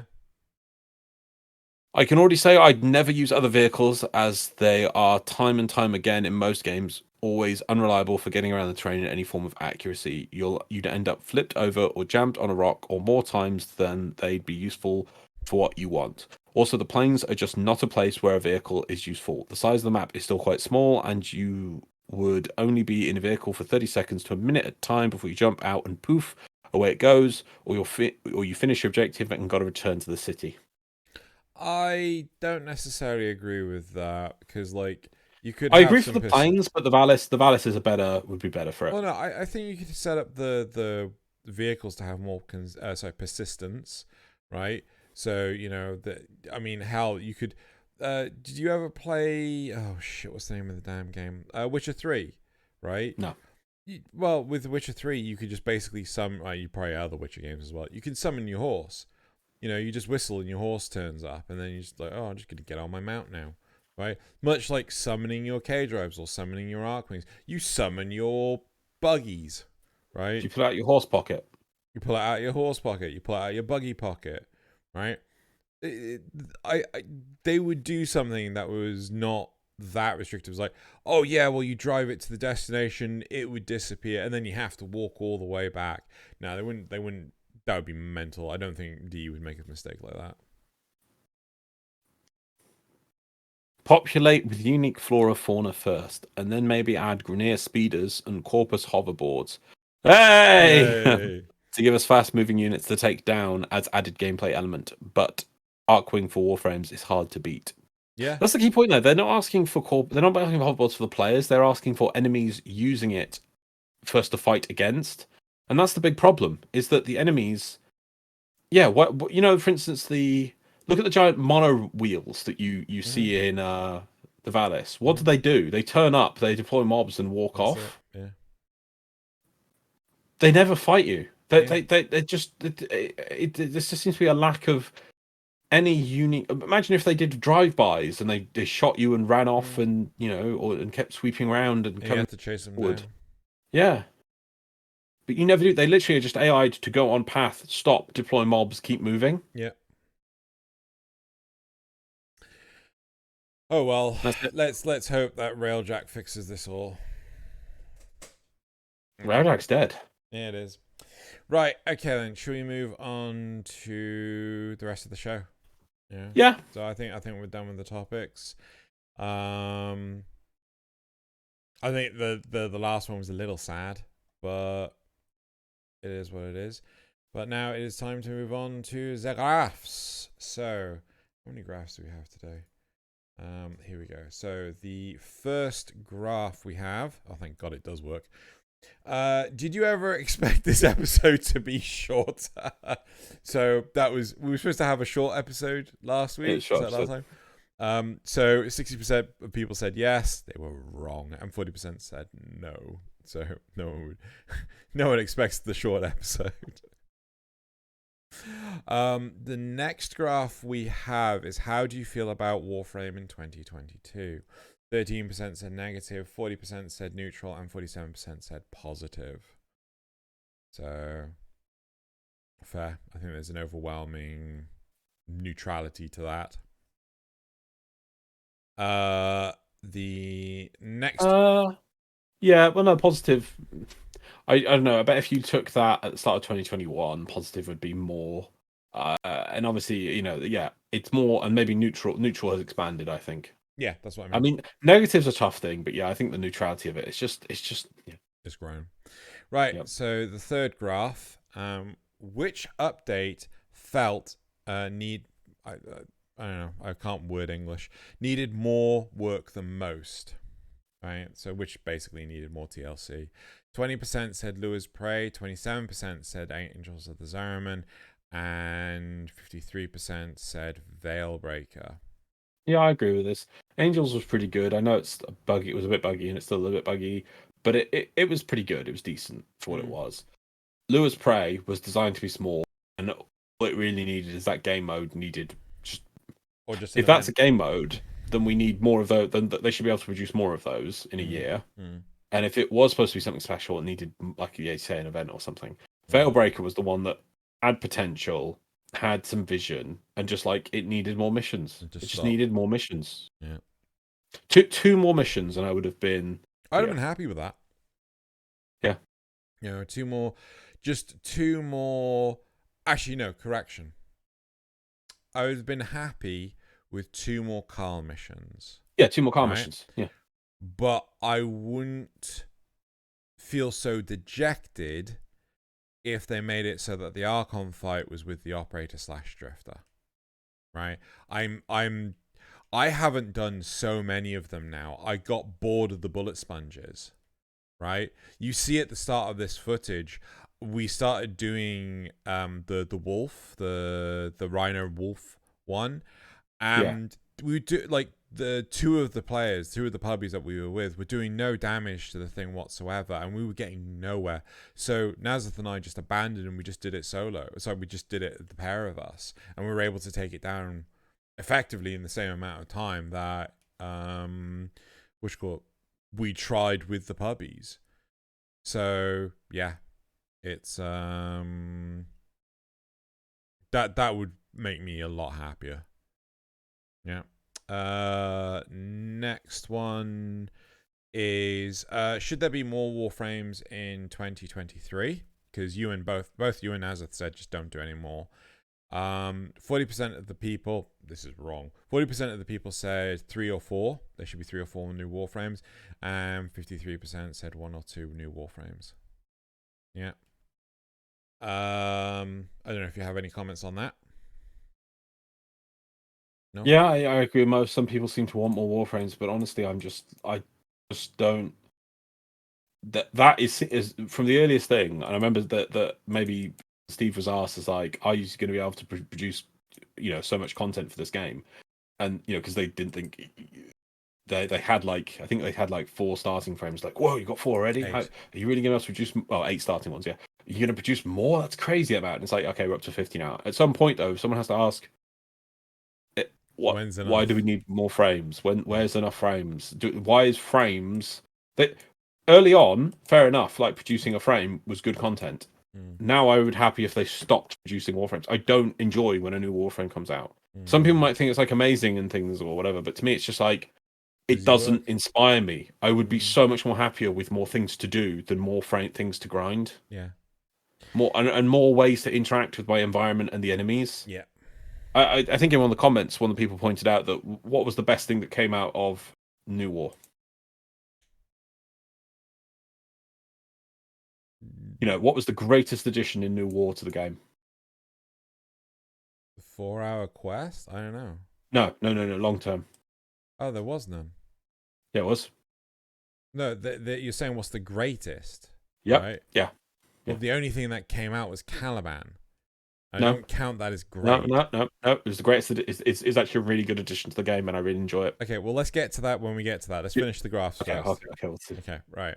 No, I want to tell you what it is. Oh, God. Go on. The hacking minigame. What hacking minigame? The Nama hacking game. Where it does the inversion thing. Mm-hmm. That, in my opinion, was the greatest gameplay addition in all of New War that was added to the game. It was actually different. It was unique. It was like, oh wow, this is different. Different bit of hacking. Better engage from neurons. I liked it. You know, we need more. They need to. Where's the Orokin one? You know, if that's the normal one, which is cool. It was like, wow, I've got to think. I've actually do something different. This is nice. Greatest addition to the game. That was the best thing in New War, and I agree with it completely. Right, let's move on. Not hard, but let's move on to the next graph. All right. Yep. Do you think we'll get? Oh, this is depressing. Do you think we'll get some form of trial system in 2023?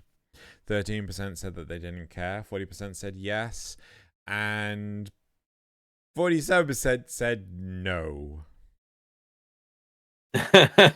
I'm in the no category, I'm afraid. You don't think we're going to get trials in 2023? No. And I bet you, if they do implement trials, they're just going to turn back on Thingy of Retribution and be like, yep, we've done trials again. Wow.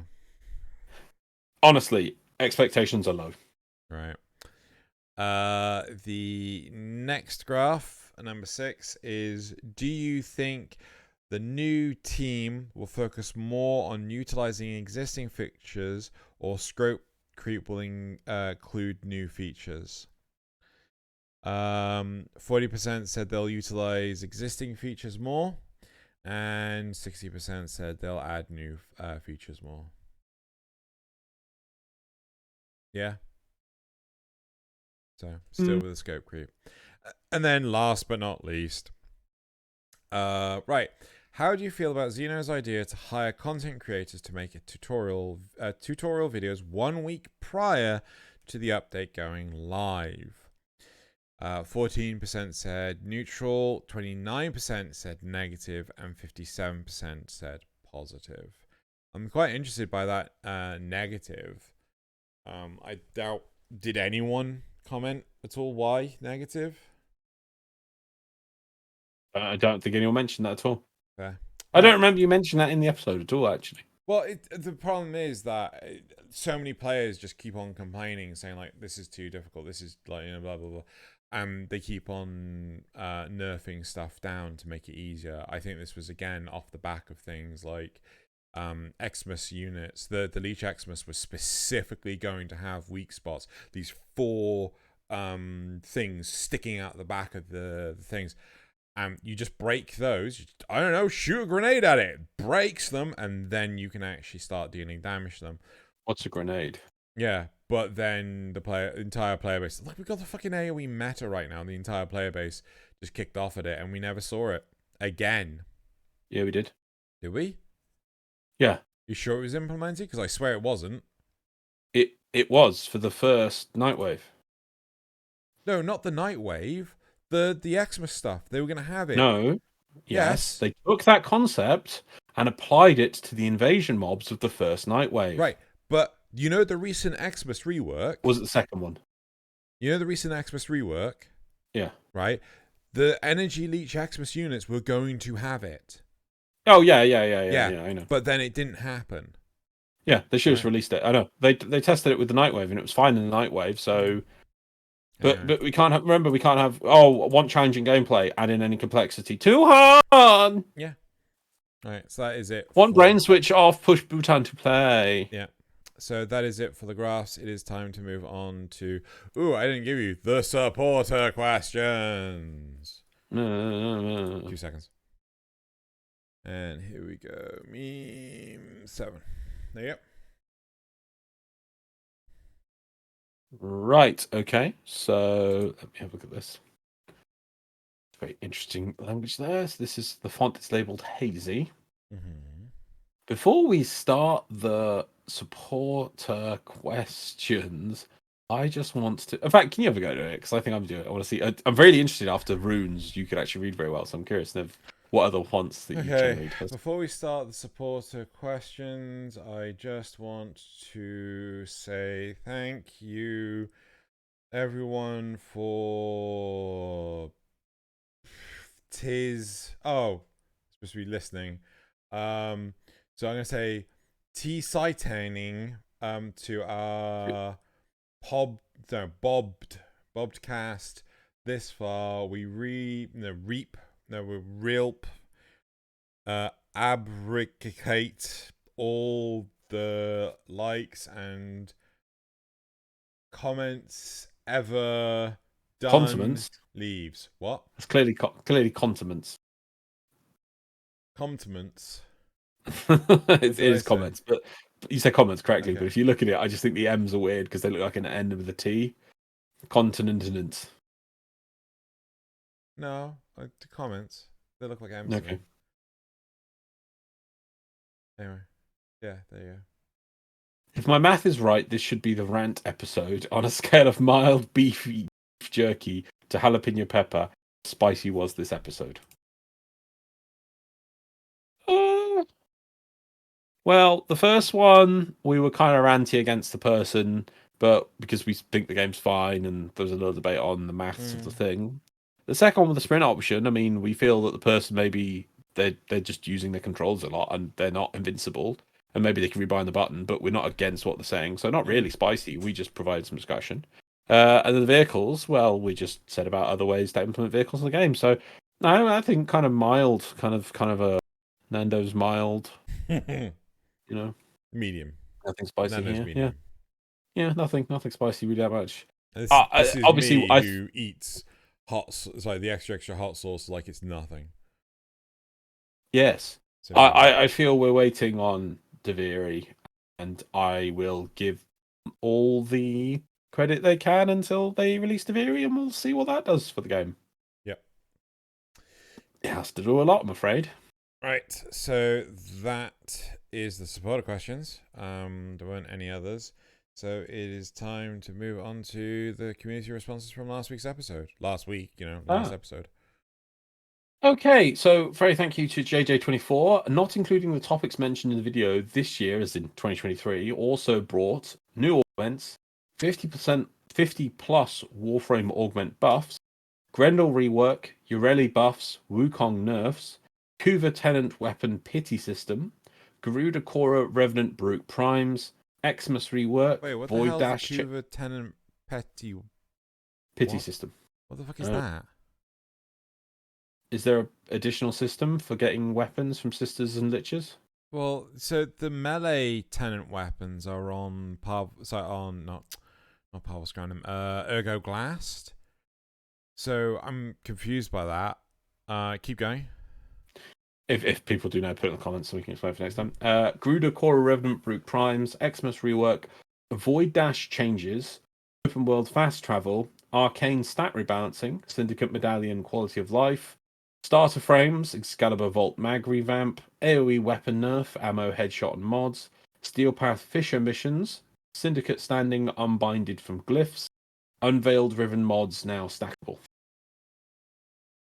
I'm not saying that these are massive. These are just some positive life changes. It's things we missed, And I'm not saying it's the thing, but it's just nice that JJ24 did point out that there's a lot of stuff that was going on, because we did say there's a lot of stuff in Warframe that was going on behind the scenes, with things like crossplay, and obviously this is kind of similar. This is stuff that's, they're not big changes, but there are some nice. It's not, I'm not. I think we do come off at negative at the moment a bit when it comes to the game, and I do want to say it's not like they are not developing the game. There's loads of bits and pieces happening.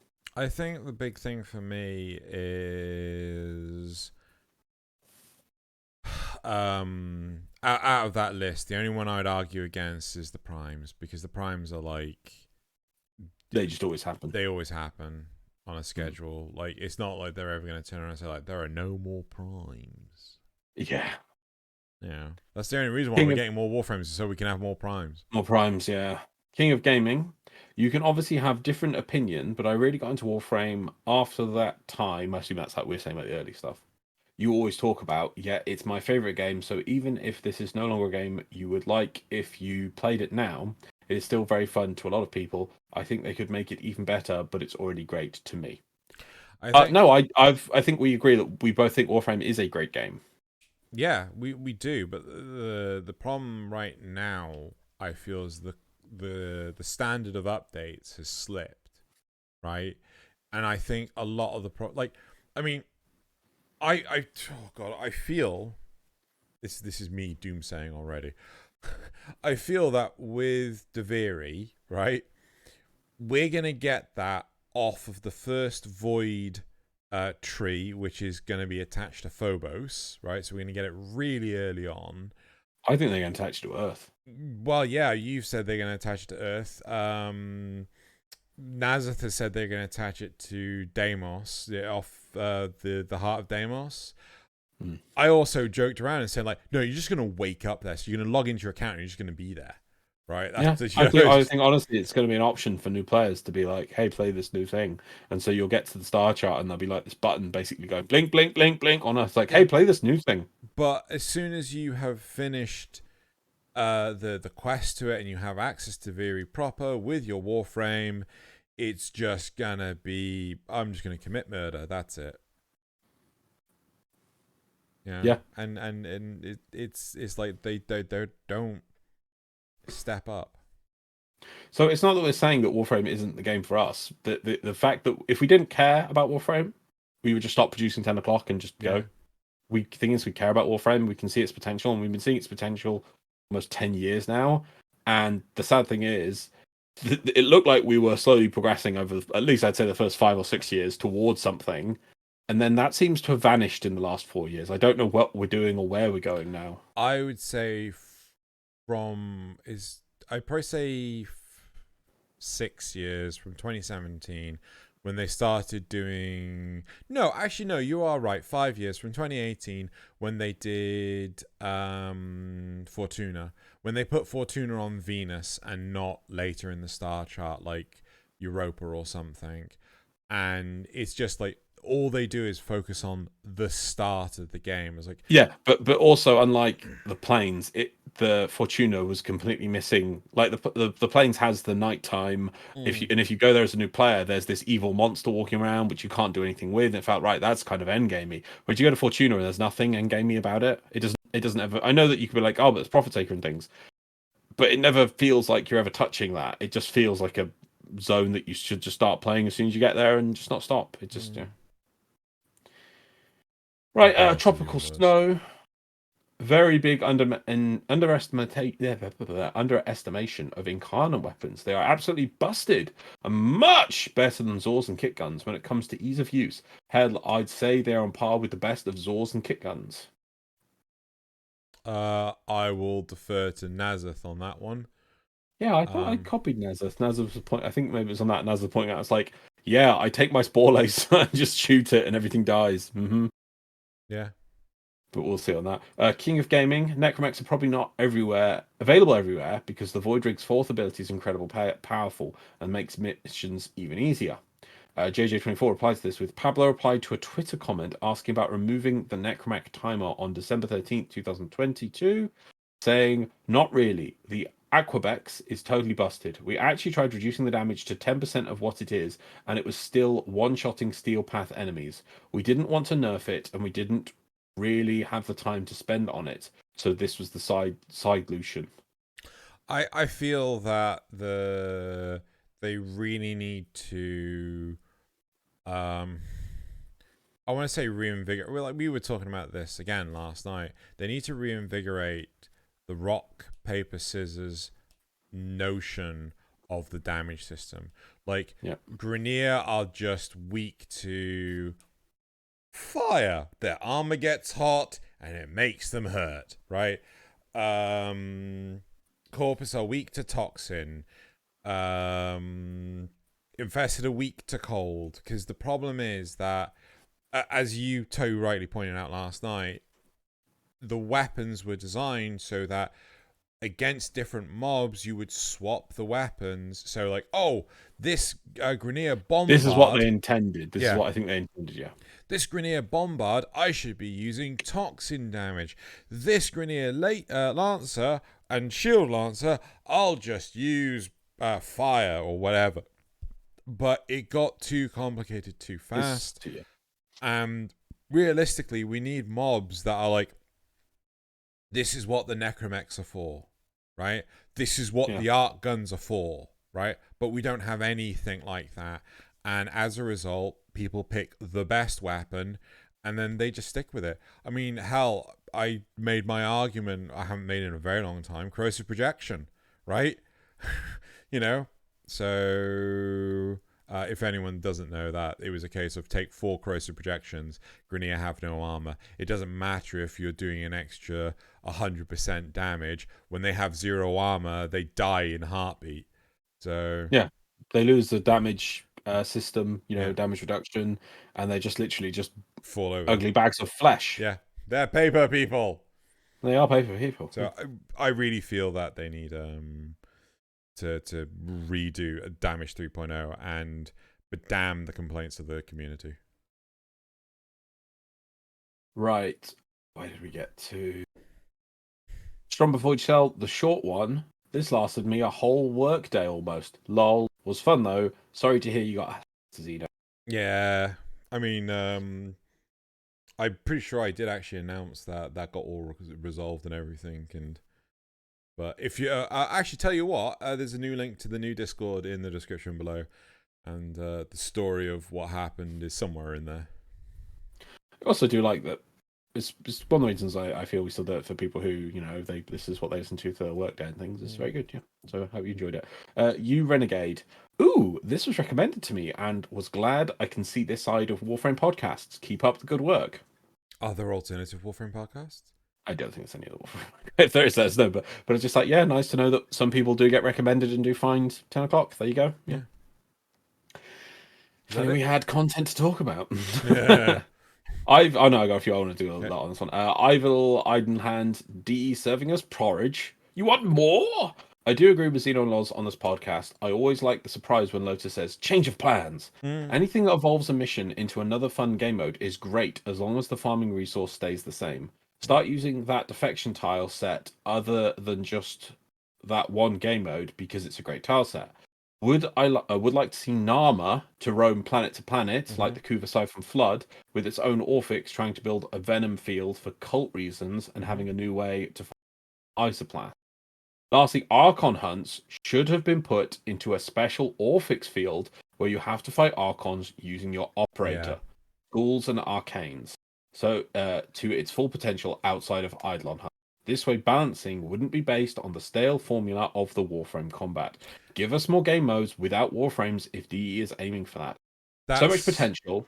Oh. So just to, before you move on too far, that stale Warframe formula, that is the staple now.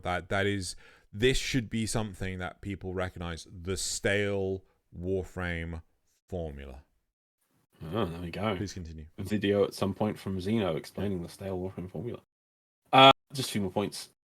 So much potential, but DE won't take the risk of evolving in fear of losing money or revamping a game for a third or fourth time. But then again, maybe this is why Soulframe exists. Anyways, gonna stay idle on this one, like all hands do. I'm just pointing at a few issues. So that was from Ivan Idlehand. That was very good. I've never heard them before, but that's very good. Lovely to get comments from people. If you ever have anything, we just want to say, because I don't often say this enough, I think those who will put it in, I do read every single comment before we record. We do not record an episode until every comment has been read. We can't reply to every single comment, but we do at least read it. So you want to put a wall of text? I promise you, I've read many walls of text over the many years of doing this. So you put anything down, it will at least be going through my brain. He says that. Please don't put walls of text. He says he'll read it. That's the problem. He will fucking read it. He will read it. Like, not to name and shame, but we had incidents where people would have comments spread across multiple No, you posts. see, that's the thing. If you're going to put a thing, put it in one post, like multiple Yes, one post. Keep it to one post. Because the biggest problem is YouTube will just lose posts, right? Yeah. That's the biggest problem. It's like, so, well, hold on. We got parts 1, 2, 3, and 5. Where's part 4? And then we get accused of deleting part 4. I'm like, no. We didn't delete it, right? No. And like, yeah, YouTube just loses it. So keep it to one post. Keep it to one post. Yes, please. Yeah. One post. No walls. Also, there's an edit button, so if you want to add more to your point, just go back to the same point, please. Obviously, for replying to someone else's comment, that's fine. But I just mean, All right, anyway, that's it for the comments from last week. So I do want to go through those because it's been a few weeks. There's a lot of comments. Some good comments in there. So let's move on to the next part of the video, which is the memes. Okay, so these are some memes from r/meme frame, which is on Reddit. Yep. And there is people producing lovely memes every day of the week. If you're ever bored or you want a bit of a chuckle and you're for Warframe terms, just go there. There's some good stuff. So all the links to the memes we're going to show are in the description of this video, along with the secret meme of the week, which is a video because we only show static memes. So do check that out. In fact, the secret meme of the week is definitely for Xeno this time. So do go and enjoy that. You want to pause and have a look? Yeah, sure. Why not?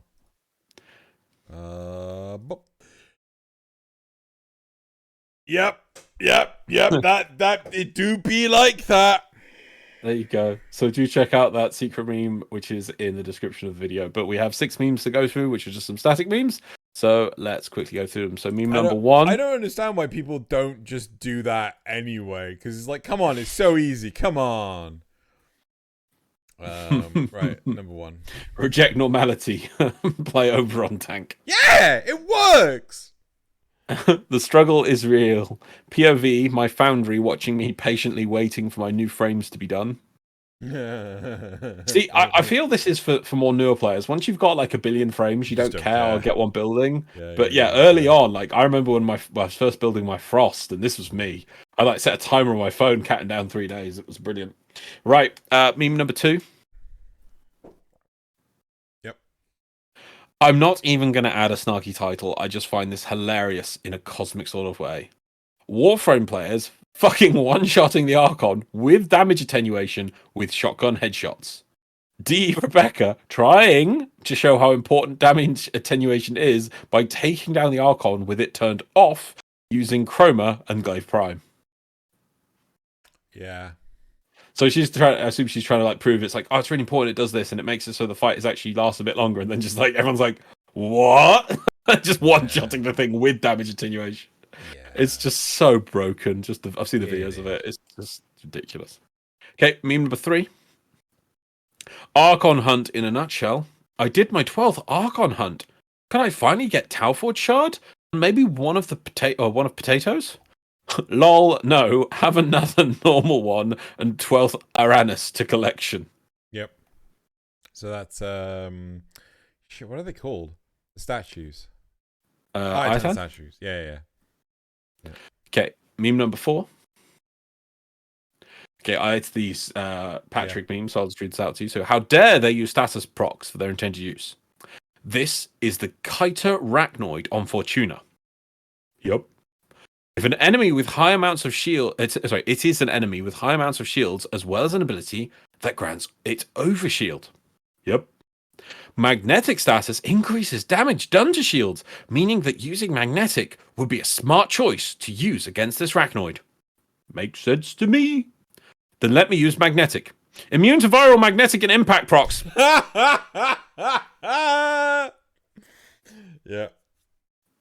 There you go. All right. Number 5. Meme number 5. Now, this one is a bit small. That is actually the best quality of the thing I have tried. Okay. But protagonists be like, protagonists in Destiny. I returned from the dead and will use my powers, dark or light, to save humanity. Guardians make their own fate. Mm-hmm. Protagonists in Warframe. I got a walking war crime and just finished dumping humanity into the Dark Ages. Let's go commit genocide in the name of balance. Yep. Balance. Yep. I do. I mean, I don't. I love Warframe and everything. I have to keep stating that, but I do feel it's like. Why are we doing this? It was at the start. It was kind of ambiguous. It's like, are we the baddies? And then it was kind of like, oh no, we're clearly the goodies. Look at the whole Tenno things. And I'm just like, what have we actually achieved? Are we actually the baddies? Well, a part of me feels that, like, you know, with Cetus and like, oh yeah, they're technologically about as advanced as a muskrat. You know, it's just like, well, I mean, that's the choice that they've made. They've chosen to be like this. You know, I mean, they could be just like Fortuna. Fortuna have like weird skimming things that are used to clean their pools, right? I would say that. Well, that was brought to them by the Corpus, whereas the I can't. What are they called on the Ostrons? The Ostrons. Whereas They're the Ostrons barbecues. they're literally surviving in the shadow of a giant tower. They can't really expand. The tower doesn't give them technology. It just lets them shave off food. And there's not, or it doesn't seem to be, there's a lot of Orokin technology lying around for them to learn from or build like Corpus do. Though saying that, there is I do remember there's like a ship with a Corpus dude standing outside. So clearly the Corpus are willing to trade with them. So yeah. Yep. No, we're fine with our barbecues. That's it. That's what they are. That like I don't know what's a good stereotype. They're king of the hill rednecks that love their barbecues and their wall meats. That's what yeah. Okay, last one. Wall meat. Okay, so the last one, number 6. So this technically, I don't know if you've been keeping up to speed with current events in America, and technically it's already out of date because they have now passed the speaker vote. But it's still funny that, whoa, they really made the deadlock protocol in real life. Live updates. GOP deadlocked over House Speaker vote. 7 for, 7 against. Cast and recast 7 times. I don't understand the live political. So in America, the GOP, which is the Republicans, have the majority number of seats in the House, right? So then technically they then vote somebody to be the speaker, who kind of like stands at the front and tells the order of things, right? And normally this is just voted straight, it just goes through, right? But there's been a group of like rebellious holdouts, and it's been over 100 years since the vote hasn't gone through on the first attempt. Right. They made it 15 attempts before it went through. Whoa.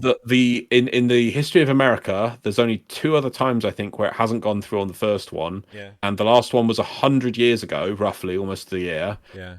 And then it was only 8 times to go through. Wow. Whereas this was 15 times they held out. But it's just funny that it's like, the deadlock protocol is the whole, recast votes thing. Nice. So topical humor. I do like the topical humor.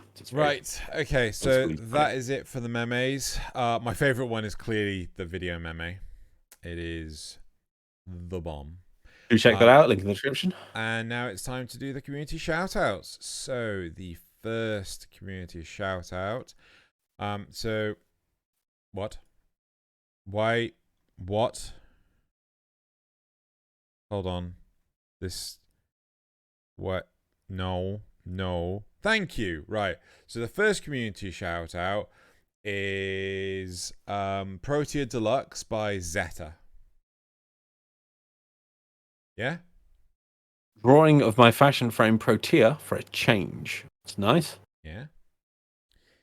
If this breaks again. The second community shout out is Grendel Floof by Dasta Creations. And I know you hate your floofs, but come on, that looks adorable. I acknowledge the quality of the art. Yes. It still must be burned in fires of floofness. The third community shout out. This is Necros by, I think it's Freyalloy. Freyalloy, yeah. Yeah. I've been playing around with the fashion on my Necros, and I like how he looked, but I struggle with Captura, so I haven't played with this color combination in a while. I love that. I was like, I don't know how to work for Captura, and I could just learn how to use these tools. No, I'm just going to hand draw or hand create a lovely piece of artwork. Yep. The fourth community shout out is Warframe Stuff by Danila Tomadani. Why put bandage on flesh? Well, because it's hurt. It's a warframe. It's hurt. It's a warframe made So what do you want to do? You want to rub pizza on it? No, I want to run liquefied people on it. What do you mean liquefied people? Give it energy. You know, what's a bandage gonna do? You use a bandage to keep infections out and allow a wound to heal. Yeah. It's a warframe. Nah, it is infection. I think you're overthinking this. Nah. Anyway. Fecking bandages. I mean, Oberon doesn't have any infested McGubbins. No, well, What if they'll ever address that? Yeah, right. Seems an oversight. The 5th community shout out is Valkyr by Maggie.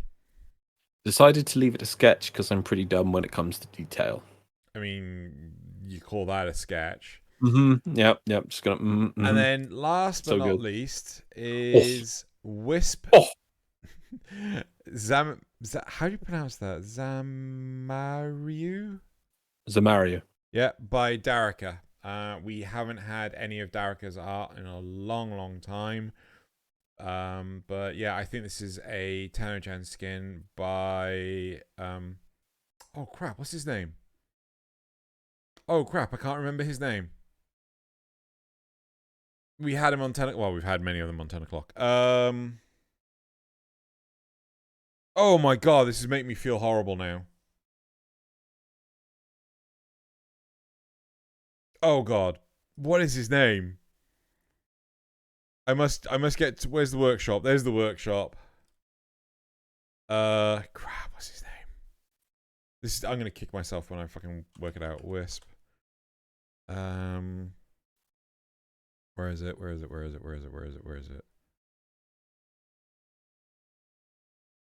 Oh, this is not actually the person I thought it was. This is Led 2012.